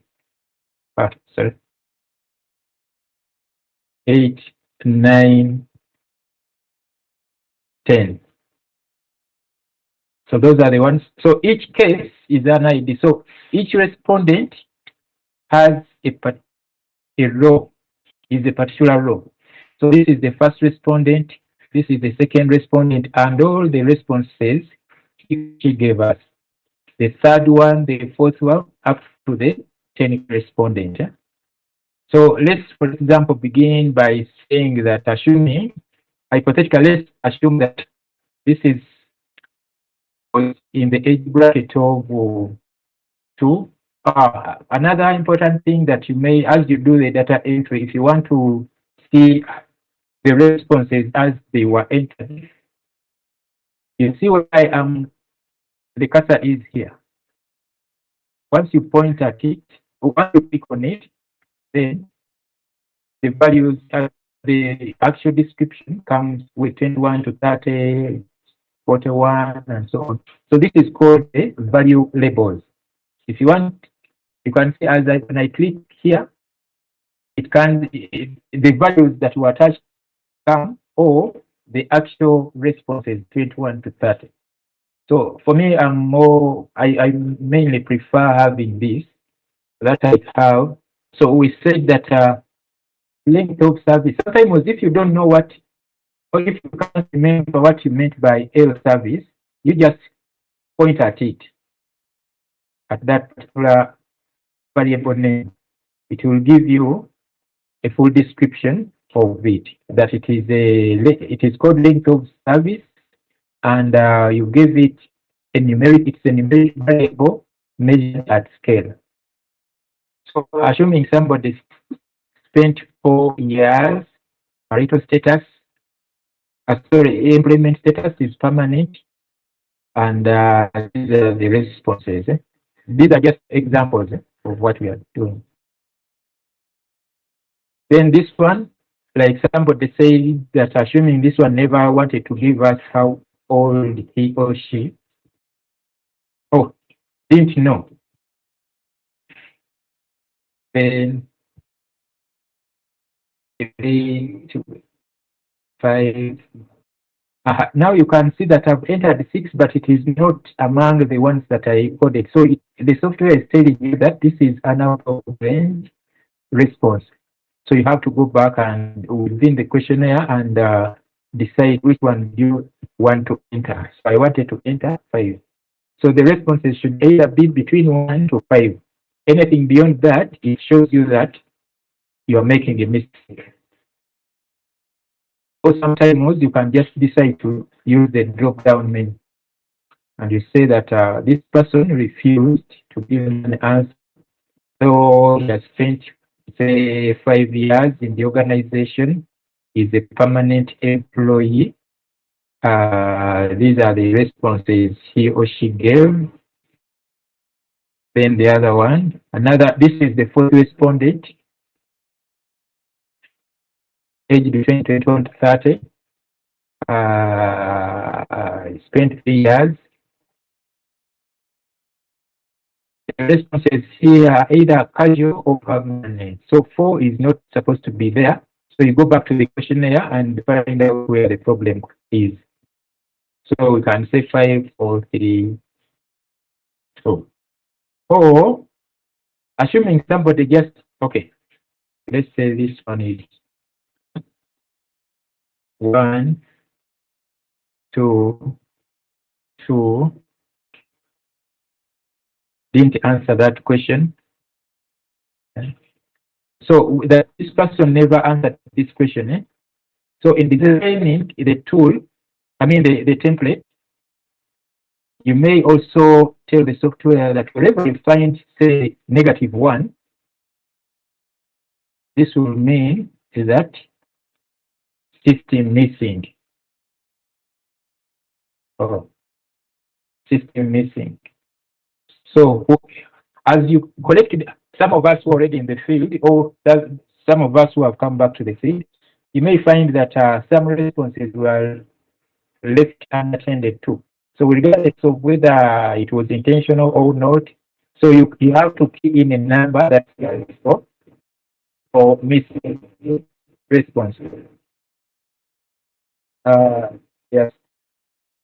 So let's say that is 1.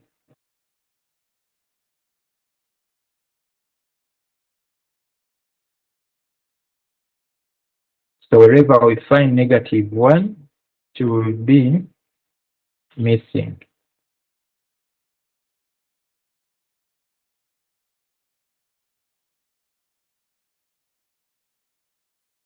And then I go back to the data view. So for this person who didn't give us a response, we go back and say missing. You can see the negative, the 99, the 998, each of which stands a particular response. So always remember to save. The way you save the first time, you can just say save as or just save. The usual way of saving, and you can save it either on your desktop or the hard drive or wherever you want to save it. Give it a name that is convenient for you. You can always remember. So let's complete this one.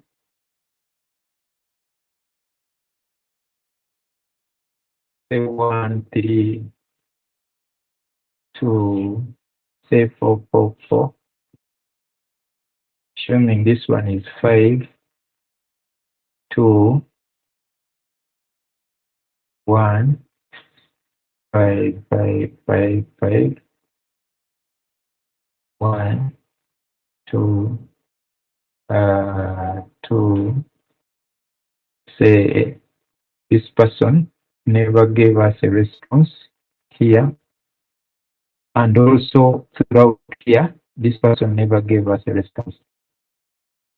Then we have 4, 1, 1.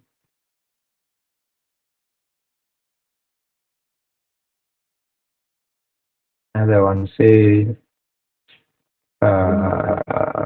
missing 2, 1, 2, 2, 2, 2. Assuming this is our data set, you can see how a hypothetical data set is difficult to create. And I don't know, it is always better you go to the field and collect actual data. With experience, you will see that it is always they can easily identify whether somebody just sat under the mango tree to enter the data or went to the field to collect the real data. Or what some other students might do is that he collects the 10 actual responses and multiplies them. All these ones can also be identified. So we normally identify them by using the identify duplicate cases. This one. And somebody says that no, please go back to the field and collect the actual data. So that is how we, in brief, that's how we enter data in SPSS. Is there anyone who wants to have something to say? Any observation, opinion, question up to this?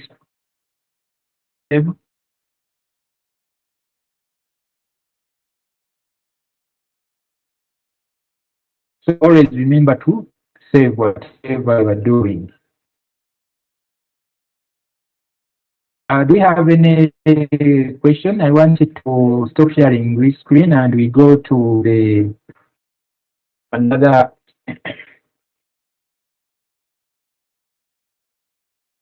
Mine is just a quick one. Yes, please. I'm one student who raised the issue of the versions, and indeed, even in this section, it's quite different because I did the same version. Mr. Patrick has downloaded. Mine is also 32, so the display is completely different. But what I can maybe suggest here is that we just need to understand how to basically use the tool, and the version part will just come as we continue practicing using it. Yeah, you are very right.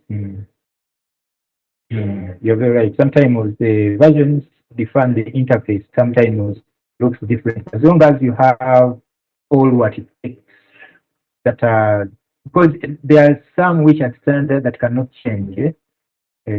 So you can always work within what you have. Okay. So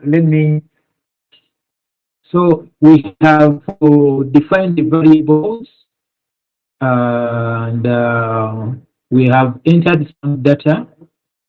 We have saved and given the variable names to each of those different variables that we had.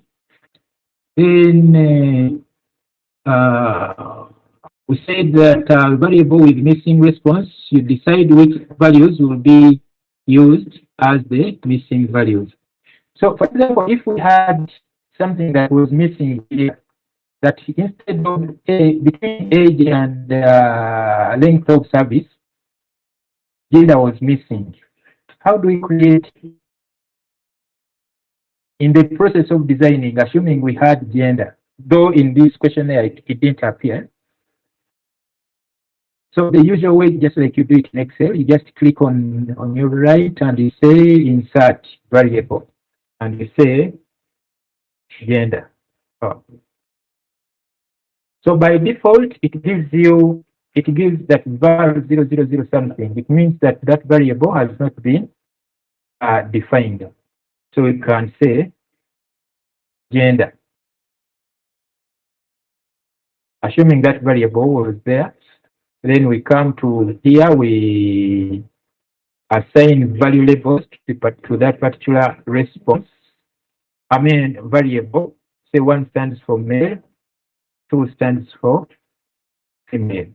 And once you are done, you say okay. But this one normally comes when you are still designing the template. You cannot reach this far without knowing that gender was missing. So now you can see that it has given it a gender. Gender has been given a numeric, and the measure is unknown. So we go back and we call it gender is a nominal variable. Okay. So that is how we enter the data, and that is how also we design the template. Once you properly design the template, data entry becomes much easier, and it flows naturally because you will be running from one question to another, up to the end. You go to another respondent, it might take you very few minutes. But once if you didn't organize your template very well, then that's where you find problems. Okay, now we have done that. Traditional variable names had to be 8 characters, but now you have so many. You can have as many as you can, but always ensure that the variable names are shorter, because now you can see L service. It is only when I have to expand it that I can have them in one row. So always try your level base to see that you have the variables on top, that if you don't know what that particular variable stands for, you just have to point, don't click, point at that particular variable Q1.1. Then it will give you level of argument whether it is clear or what is expected of you, without necessarily having to go back in the data view, in the variable view window. So that is it for now. Now we want to embark on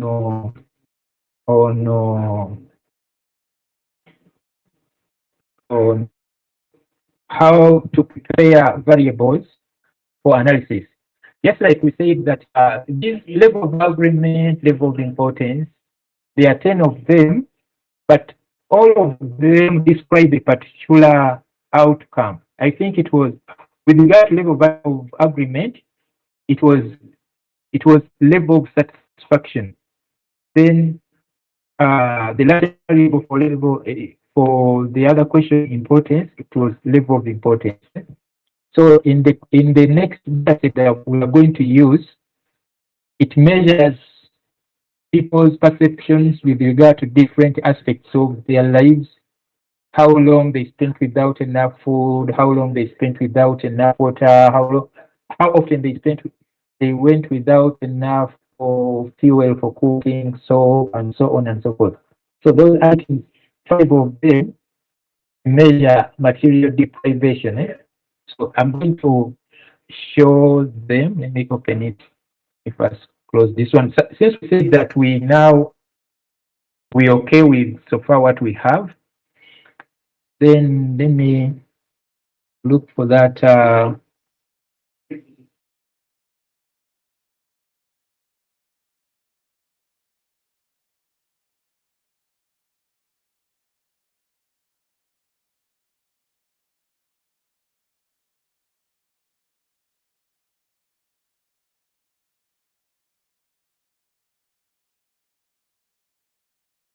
Okay, now in the data set Dr. Najib shared with you, it is big. We normally have very big data sets with over 40 pages if the questionnaire is printed, but it has over 130 questions. But I condensed them for the purpose of this training. We have only a few ones. It is based on round 10, Afrobarometer round 10. As we said that, let me just give a brief introduction of Afrobarometer, which is a pan-African non-partisan survey research network that provides reliable data on African experiences and evaluations of democracy, governance, quality of life. Quality of life, it encompasses a number of things. We have, say, things to do with education, healthy, and so many others, say climate change and so on. So we normally have different key modules for a particular round. So, so far 10 survey rounds have been carried out in over 45 countries since 1999. And for this one, we are going to be looking at the one which was shared with you alongside the questionnaire. It is round 10. And in Uganda, usually national partners like HL, that where you work from, we conduct face-to-face interviews with respondents in the language of their choices. We normally have 2,400 randomly selected respondents, and usually these are representative samples from across all regions of Uganda. By gender, you normally have 50/50 gender ratio. So in Uganda, Afrobarometer led by HL Consult interviewed a national representative sample of 2,400 adult Ugandans. So this is a recent conducted survey. It was conducted in 2024. We normally see people, there are so many people who, upon the lifting of the embargo, so many people are always ready waiting for the data set to be released so that they start writing papers. Some have published, the data has been used in journals. Some of students have used them to write research reports like dissertations at masters, PhDs, and so on and so forth. So by just selecting, you just look at the data set, look at the variables of your interest, whether they match with what you expect, and you start doing analysis. Sometimes it saves you from going to the field to collect primary data. Here you would just acknowledge that data from the data set was used to in my thesis. Now for this one, just like we've been saying that we have respondent number. Now this one was string. String because somebody just UG0001 UB002, and so on until we reach the 2,400 respondents.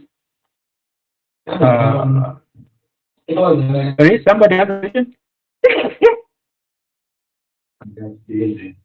Okay. For those of you with that questionnaire, it is big. Somebody please unmute yourself. I mean, mute yourself because we are getting a feedback.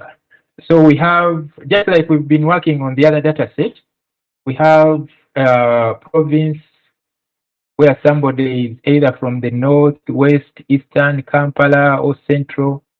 We have the sub-regions, Karamoja, Eastern, Buganda, Ankole, and so on.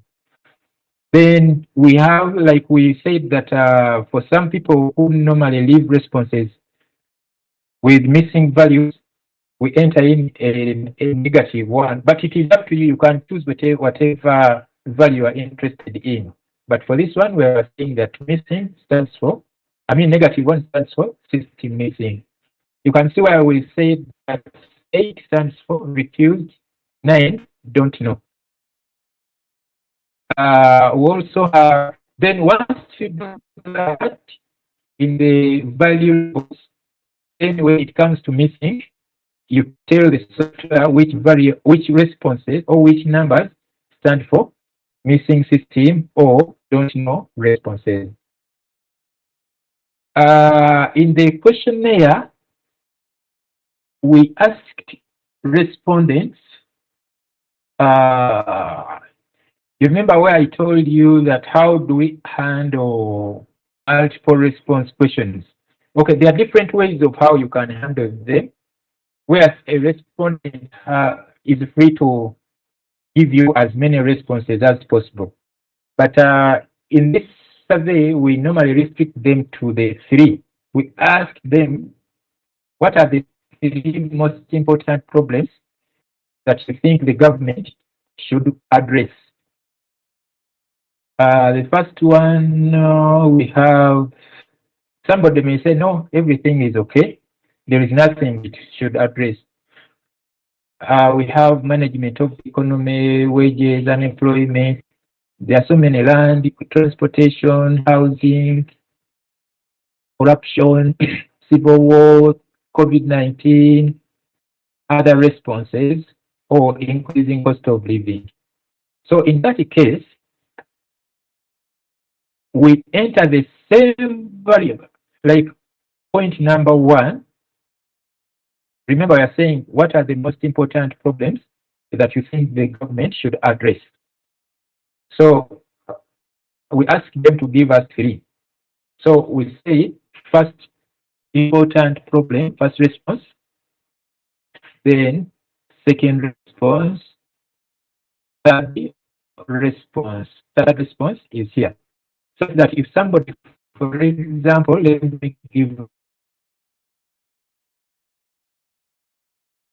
me increase on the size.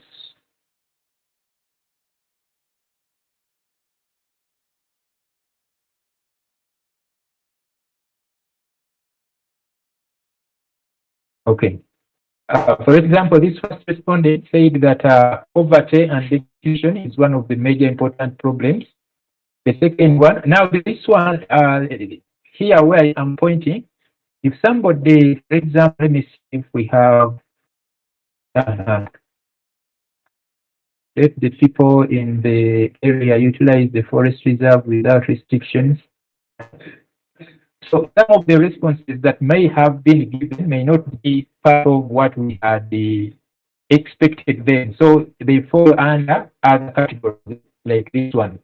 So you can, but these ones are very, very few. For now, let's concentrate on response 1, response 2, response 3. So this one cited infrastructure. You see how I've organized it. I just wanted to get this one.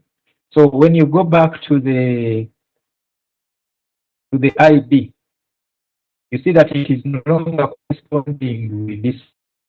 And once I save, it means that I've lost everything in there. If I didn't attach IDs to this.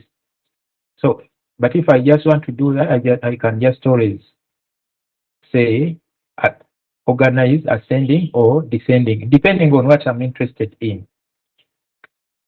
So let's go back to the first point. That this person ticked destitution, poverty, destitution, corruption, and crime. Another one, for example, infrastructure, healthy transport. So you can say point 1, point 2, point 3, and you give the same reasons. You just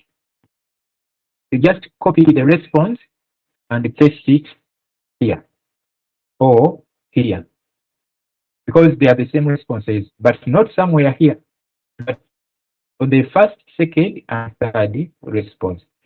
Or sometimes you may find that somebody says that for me it is only that particular problem I've cited as number 1. No further reply. So you can enter in a number that stands for no other reply, just like we did for system missing or other response. You can do the same. So that is, I'm going to show you how do we analyze multiple response questions, how do we analyze single response questions. So after we have, let me see whether there is anything else that is peculiar to this data. Okay, we asked these respondents, as you look at the questionnaire, in your view, when you look at the current situation, would you consider your country as moving in the wrong direction or right direction? Refused or don't you know? Then somebody responds to it. How would you describe your present economic condition? We are asking respondents. So that's why you are seeing them there holding up. Very bad, fairly bad, neither good, no bad, fairly good, or very good. So then how this is country's present economic condition. How would you describe your country's present economic condition? How would you describe your present living condition? How often have you gone without food? This is the example I was giving, and we shall be using it most often. Never, just once. Never, just once. Several times, many times, always, or refused. So this question has that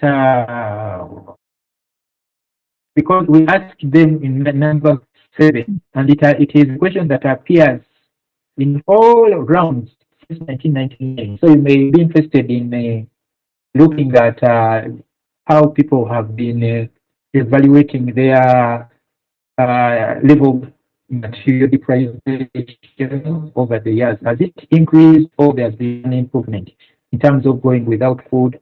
How often they have gone without water? How often they have gone without medical care, cooking fuel, and cash income? And by constructing by having these questions, the main aim is to come up with an index of lived poverty. Afrobarometer calls it the lived poverty index. The higher the score, we shall see how to compute and come up with an index of lived poverty. Just like we may have this, how the current government has managed the economy, improving living standards of the poor. How would they rate the current government in terms of improving the living standards of the poor? Is it very badly, fairly well, very well? If so, who are those that are more likely to say that the country has managed the economy very well? Is it people in the urban area or rural area? Is it people who are deprived of material resources, or those people who are okay? Is it people from higher levels of education or low level of education? Now, this is where we shall bring in the cross tabulation or to see the differences in the responses. Then we have you ever worried about, how often do you worry about affording medical care? Who are those that are more likely to be worried, not these are concerning health-related matters? I just extracted some few of them. Now, when we have this, like I said, this question is asked in all the 38 countries within round 10. This question was asked in all the 38 countries that participated in the study. So we might be interested in finding out is how Uganda varies with Kenya, how Uganda varies with Nigeria, how Uganda or how South Africa relates with Uganda in terms of deprivation and so on, like that. The other thing I wanted to ask you, so within the same questionnaire, we asked respondents to give us tell us the level of education they have attained, but we have a general one, which we shall, okay, we have this religion, we have Catholic, Coptic, Anglican, Presbyterian, and the list is long, but there is a way we can condense them, that for as long as somebody subscribes to, says he or she is a Christian, we shall put him in a party. So we shall create another variable called religion. Level of education, you see now, level of education.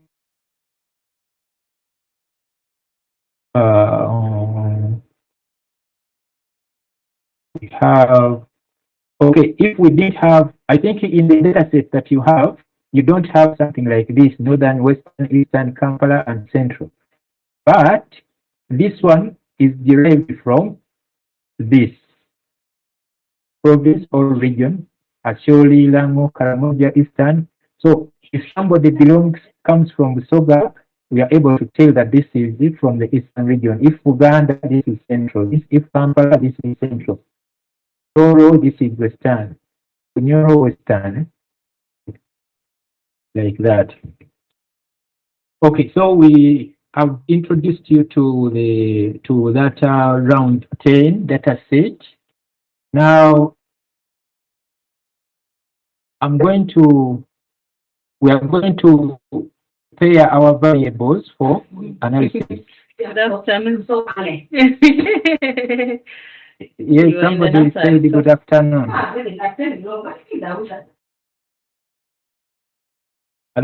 Okay. Now, once we have entered our data, we need to, first of all, do preparations for actual analysis. And this is one of the time-consuming part of data analysis. Yes, data entry is time-consuming, but preparation for data analysis is time-consuming, very hectic sometimes. That's why you need to always work and rest a little bit. You don't have to sit on the computer from 8 to 5. You may find that you stopped being productive at 11. So you always have to rest a bit and see where you might have gone wrong based on what you've been doing, like that. So preparation of data analysis involves some steps. Number one, changing, absent, and reordering the categories of variables. Or sometimes we might create from existing ones. For example, the example I will always be referring to is this question with a batch of 5 questions: going without food, going without water, without medical care, without cooking fuel, going without cash income. The bottom line is that we are looking at the level of material deprivation, and we shall get it by coming up with an overall score. An overall score which can either be in terms of the mean response or the sum, such that if we have 4 responses, because we said never, then just once, several times, many times, always. Refuse and don't know may not go much, may not concentrate so much on them. So if we are to create an index of lived poverty, it means that we shall have 4 response times 5. It means that the highest possible response would be 20, I think. 4 times 5 would be 20, implying that this person would be experiencing higher level of material deprivation. Or in order to keep the responses within the same range of 0, 1, 2, 3, 4, we can get the average. We get the sum divided by the 5 responses that we are, the 5 items that we have. So we are going to create new variables from existing ones. Sometimes you might need to standardize variables. But before doing all that, look at your theory or research questions. Does your theory or does your research questions or hypothesis need any kind of transformations that we might need to do, we intend to do? Sometimes we just need to just run those frequencies and go and stop there. But sometimes you may have to go back or to find whether, say, deprivation is dependent on a certain attribute of the respondent. Always familiarize yourself with the data. For example, have a look at frequency tables, check cases for the shape of distribution. For example, if I have this variable age, before starting to do the entry, was the age entered correctly? Yes, we have. I think we have the highest possible age was 98, and the smallest was 18. We interview respondents from 18 years and above. We do not interview minors. So the first thing, the moment we are done with data collection entry, then we need to run some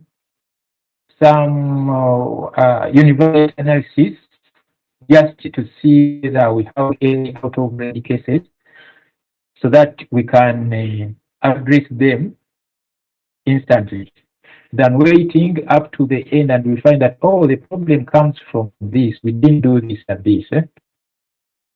So usually,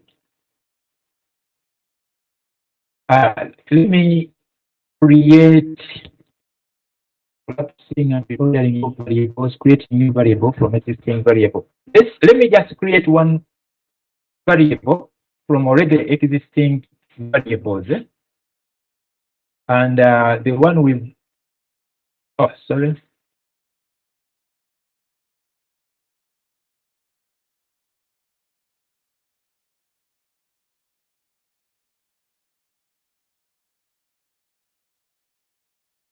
The one we've called the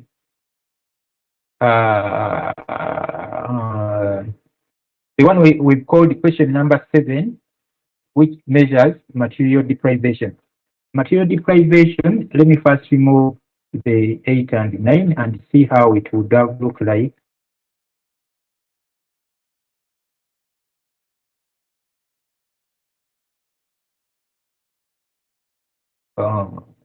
Question 7.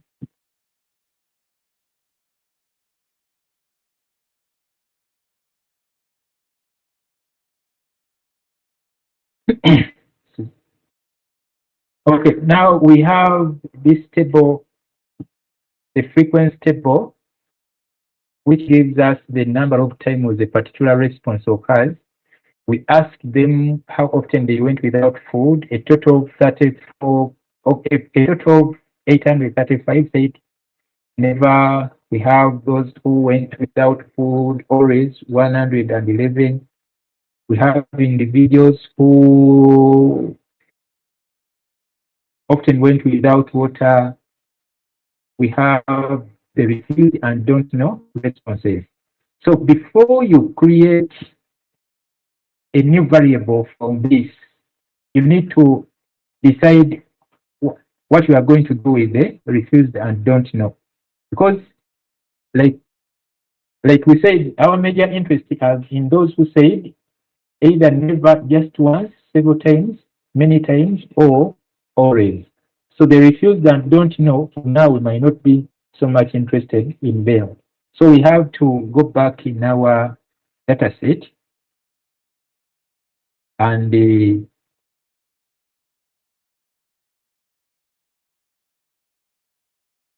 tell the software that wherever you find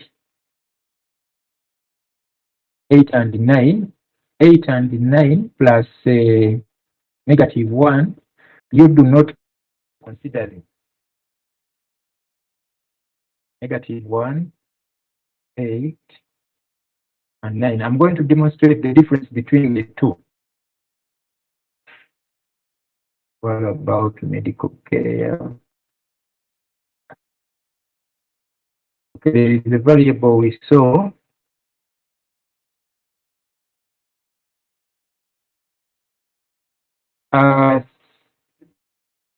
When we look at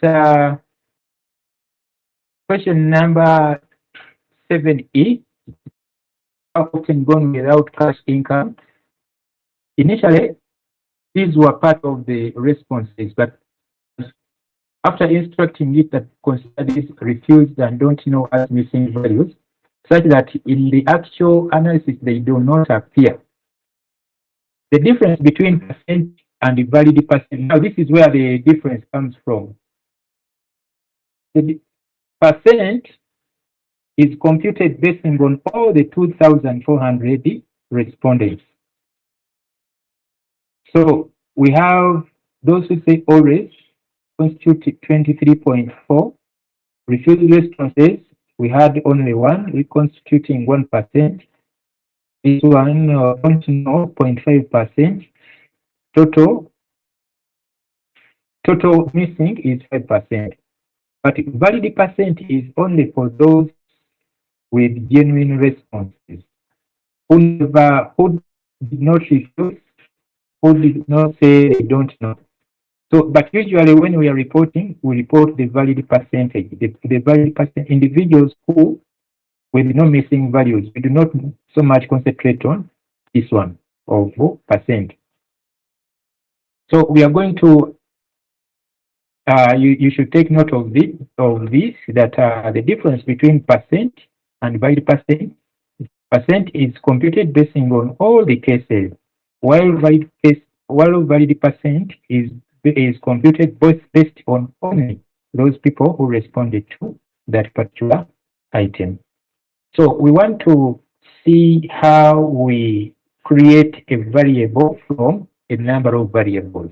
You might want to, your study may be about attitude, the use of technology X in organization Y. So you have 10 items, but you cannot say that you are going to relate all the 20 items against particular variables. Those are aiming at helping us to get the overall attitude or overall perception. Just like here we have material deprivation or what we call lived poverty. So we need to construct a lived poverty index. And so having noted that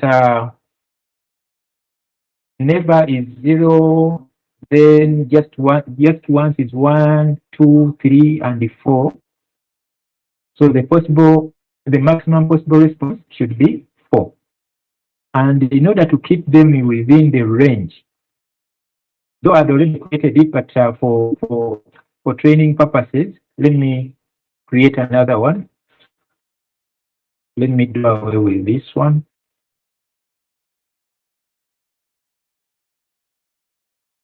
So all we are doing here is to prepare our variables for analysis. We are creating new variables from existing ones, or we are going to compute some new variables so that we have new ones from the old ones. So for us to compute, to obtain a new variable, we come to transform. We are going to compute a new variable. If you want to compute, just like you want to get the sum, the mean, the the log, the square root, this is where you'll always be coming to. But for now, our aim is to get only the simple additive index, which we have called, now like what we did in the variable view, we had a variable name. So even here, we have to give it a name, give the poverty.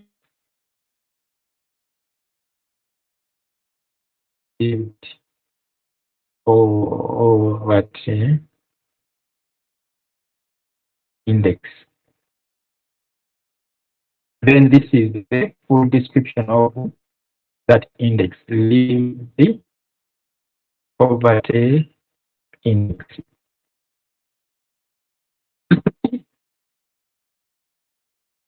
Continue. And within the numeric expression, so we are going to write our command, or where we are going to put our variables of interest. We can say, open the brackets,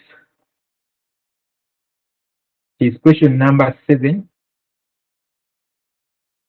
Question 7a plus 7b plus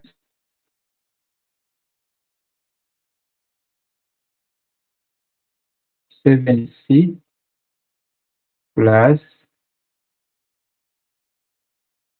7d plus e. So we said there were 5 items. So we need to get the average. You divide it by 5.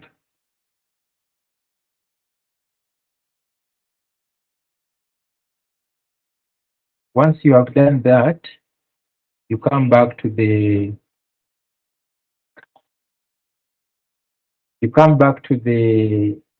original data set, and it has already created a variable called leave the poverty index, which when we go to the data view, sometimes when you just want to look at a particular variable, you just double click on it, then it takes you to the variable itself. So here we have to ensure that the variables with the values we've obtained are not lower than 1, are not lower than 0, but not greater than 4. Because we said that relative poverty ranges between poverty of deprivation, we said it is from 0 never to 4. So to quickly see this, I can do the ascending and descending.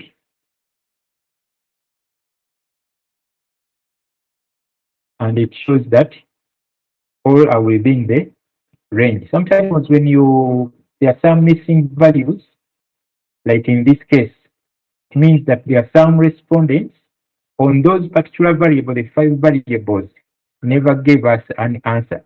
Yet the command I've issued requires complete responses for all the 5 items. So once it identifies that one of them never gave us an answer, then it omits in the computation of the index. Let me just bring it closer to that item. So if you want that particular variable to be close to this from where you computed it from, you just drag, click and drag, and then you place it there. then you'll see that so the responses that we do not see here are the ones we really don't know. So for as long as it finds a respondent with the don't know response, this person will not get an overall score. So the ones we see here now, for example, this one never said that I never went without food, never went without water, never went without cooking fuel, so and the cash income. Yet there are those who say that they always go without enough food, enough water, enough cooking fuel, with medical care, cooking fuel, and cash income. So they higher, because of this value is to 4, they higher the level of material deprivation. The score is the closer it is to 0, the lower the level of material deprivation. I want to find out whether there is anybody who is not following or who would like to get some more clarification on how to come up with an index. Please feel free to say to talk.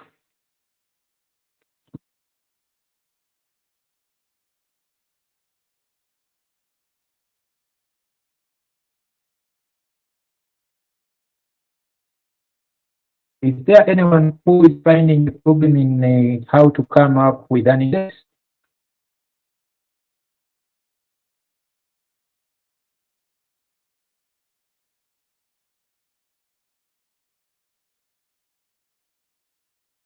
Okay. Is there anyone who has understood?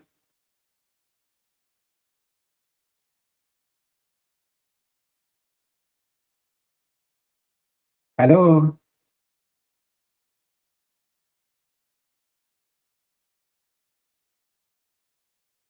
Yes, Ndivalika. Have you understood or you want to ask a question? Dr. Me has not understood the analysis. We've not yet started the analysis. The ones that you've been on, the M1, yes. Oh, okay. This like how often going without food? Yes. How often? Hey, you mean the frequencies that have run are the ones you don't understand, or? Yes, doctor. Okay, no, we are going to. Okay, since this is the frequencies are the easiest ones.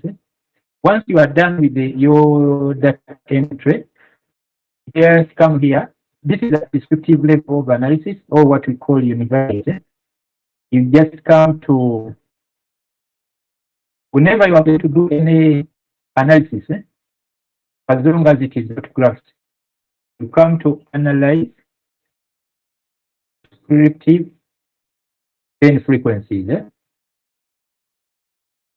Once you are there, then this window will come. Are you saying the window that has come? Have you seen the window that has come? Yes, yes, doctor. Okay, good. Then you look for that particular variable of your interest. Now, in this case, I'm looking at, I want to see the proportion of people who went without food. So they are always on the left. So whatever, once you click on it, then this one turns blue. You and take it to the right. It means that this variable you have put on the right hand side, which is the one for which you want to get frequency of.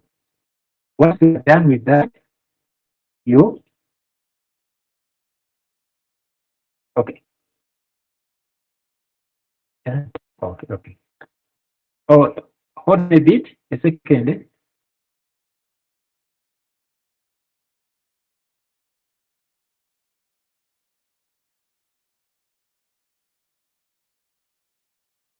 Where are we?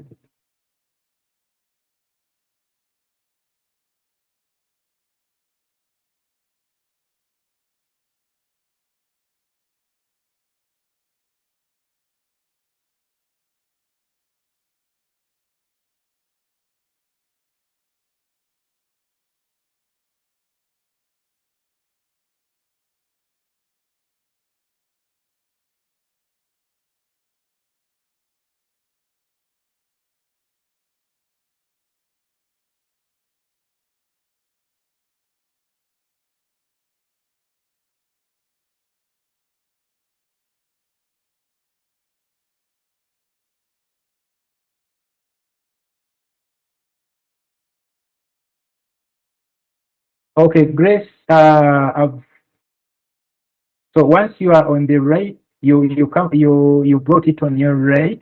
You just click on OK. Once you click on OK, then those statistics will come. Let me do it again.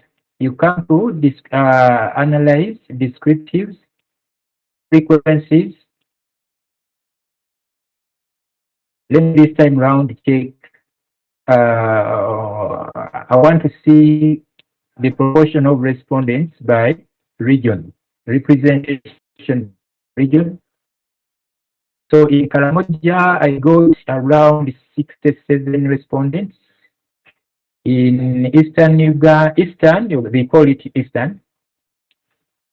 Soga 253, Buganda 609, Kampala 150, West Nile 171. For each of them with its respective valid percentage and percent. Usually, percentage is that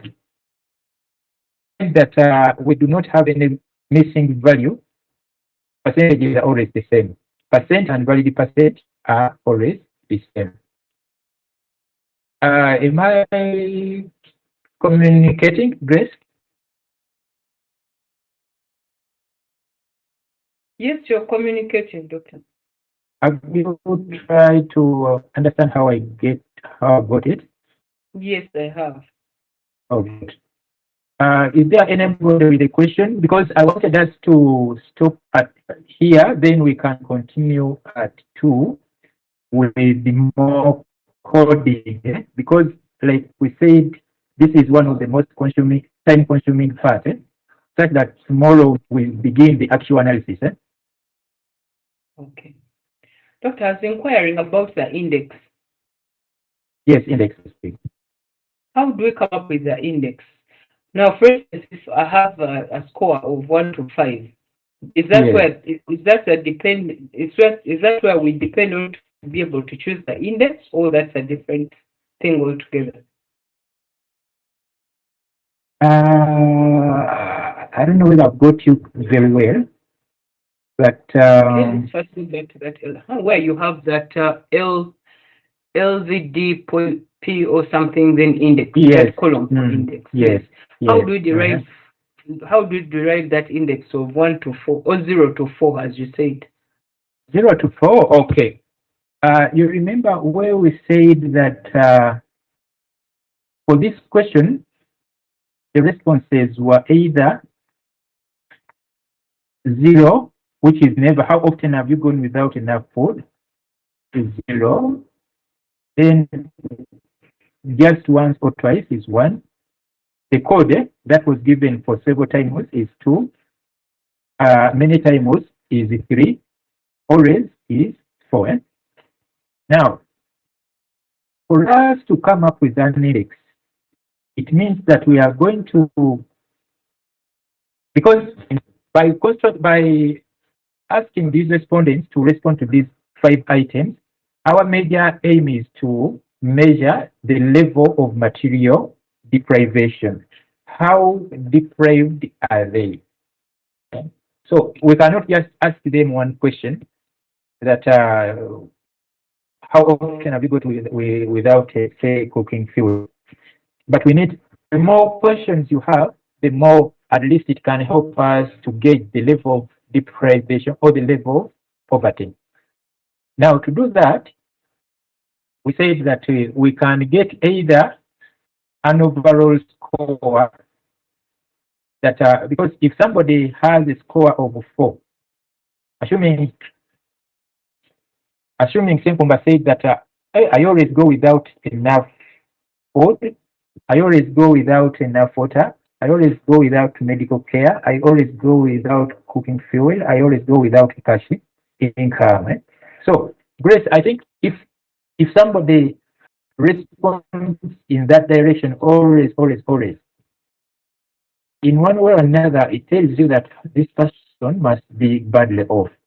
But if Grace says never, it means that perhaps this person is much well off. So, how do we come up with a score? We can either use the mean, we can either use the sum. For example, because we said the items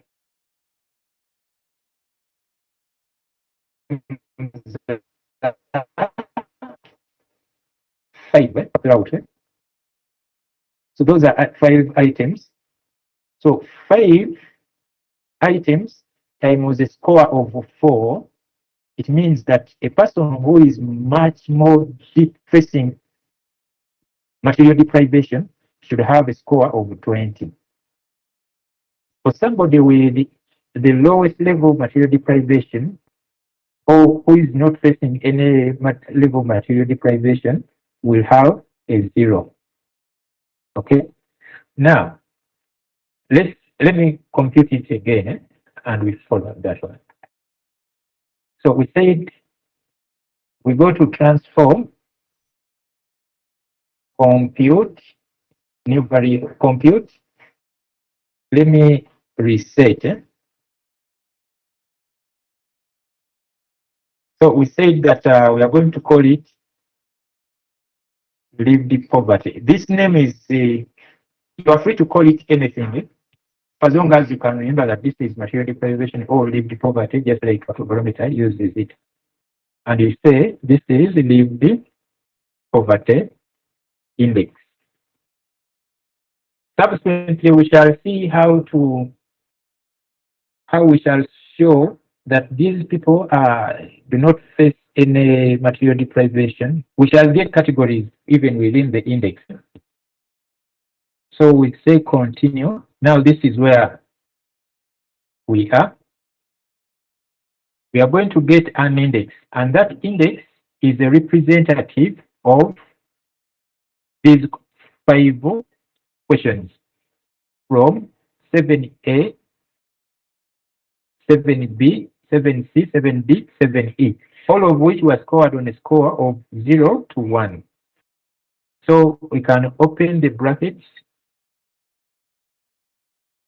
and say, I want to get the sum of this plus this plus this plus this plus this.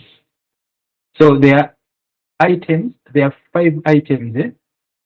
So for each respondent, we are going to create an overall index. We are going to create an overall measure of lived poverty. So since we said that these are 5 items, we are going to divide it by 5 so that we can get range. The response or the poverty index can be within the range of 0 to 1. I mean, of 0 to 4. So divide by 5. Do you see where we get 5? Yes, I am. Good. So divide by 5 and then say okay. Once you are done with that, then that variable will have created itself in the at the end.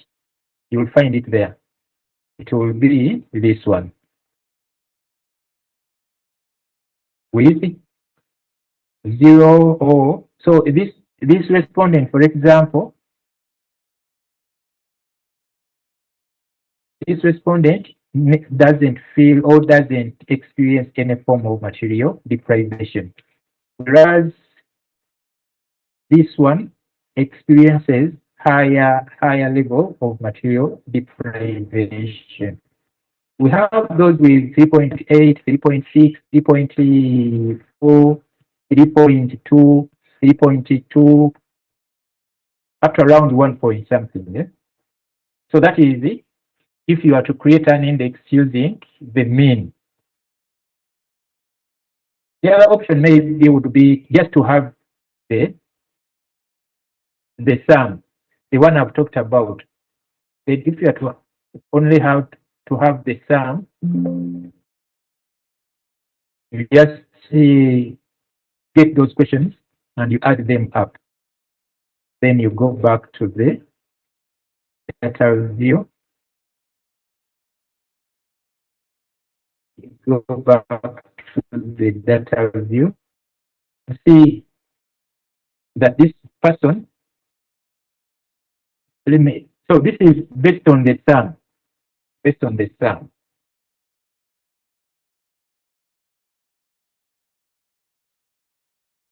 We said that if you want to bring it closer to the variables from which you derive this, you first of all click on it, then you drag. You drag it to where we have 7. Let me just create a space here and here, and we do the addition together.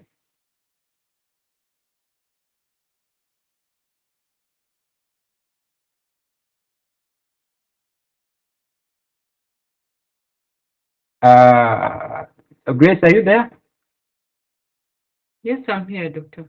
Okay. So you see where now we are getting the trend from?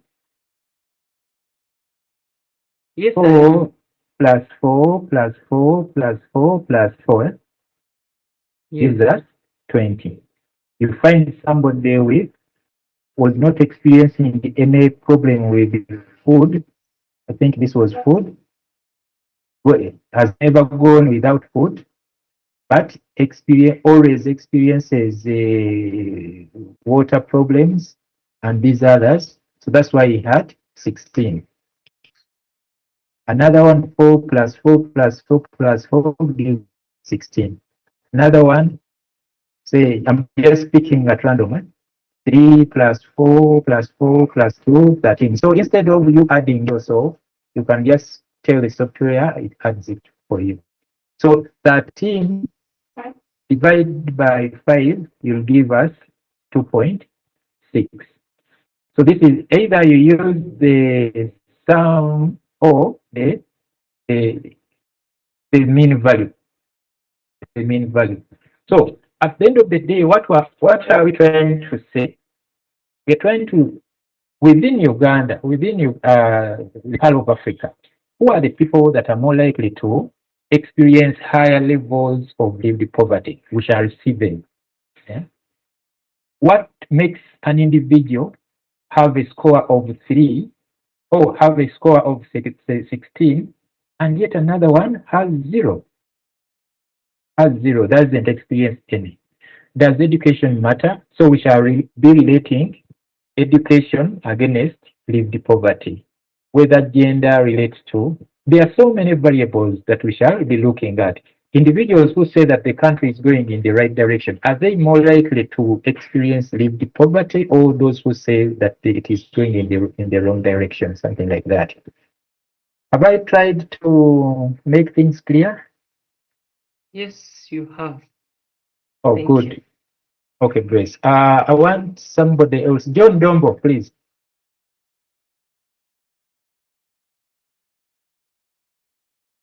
Dombo, is everything clear?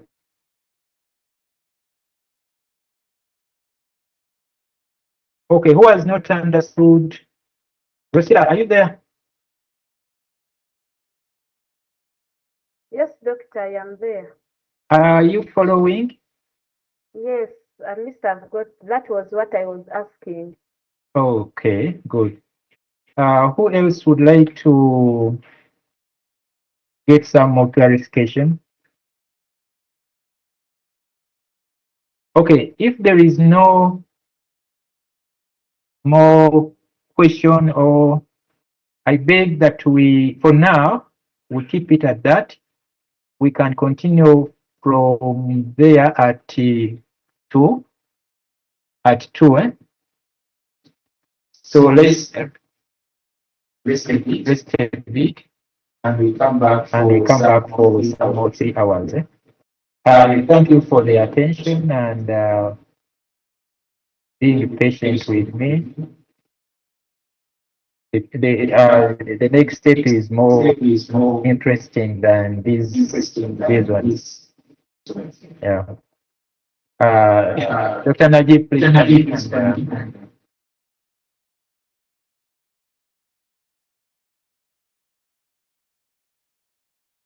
Okay, members, thank you so much. From when we started up to now, I am sure that this is not the way how you have been from morning up to now. At least you have achieved a lot. For those people who have already collected data or who are collecting data, I think now whenever you see your questionnaire, already something is coming into your mind. You're already seeing how you're going to do it, how you're going to interpret results, the analysis, and things like that. This is good at this critical moment, and I hope you have all understood up to the level where we are. Yes, we shall come back at around 2. We need like 1 hour break at 2. Then from there, we are going to continue. The most interesting part of it is coming. This has been just like the foundation, laying the foundation, and then now we are going now to start construction. So you shouldn't miss. In fact, for those who have that, you can remain on like this up to when we just need like 1 hour break. By around 2, we shall come back. Members, I request most especially those ones, the postgraduate students, those ones who are already seeing their data, who have collected in the process, and those ones who are also in the process. Please, this is very important. This is very important. You may not get this chance soon again, because this person, we have brought him and purposely for this, and you must make use of him. Ask where necessary, where you feel you've not understood, ask. If you keep quiet, then again later you begin to ask when, yeah, so the opportunity is now, and you must make use of it. In case of any other questions, so we can have this later. So this is for SPSS, which is today and tomorrow. We are planning anytime soon, possibly maybe next week or another day. We shall also have for ARA programming and the Python programming, because we understand there are those ones who are using Python or ARA programming. So we shall also show you how to do that when that time comes. So for now, for today and tomorrow, it is SPSS. And then after that, we are in maybe 1 week or something, we shall also have session for Python and the other programming for those ones who are into Python or those already using secondary data and things like that. So let's stop from here at the moment until 2, and we'll begin from there. Thank you so much. I wish you all a nice lunch. Thank you.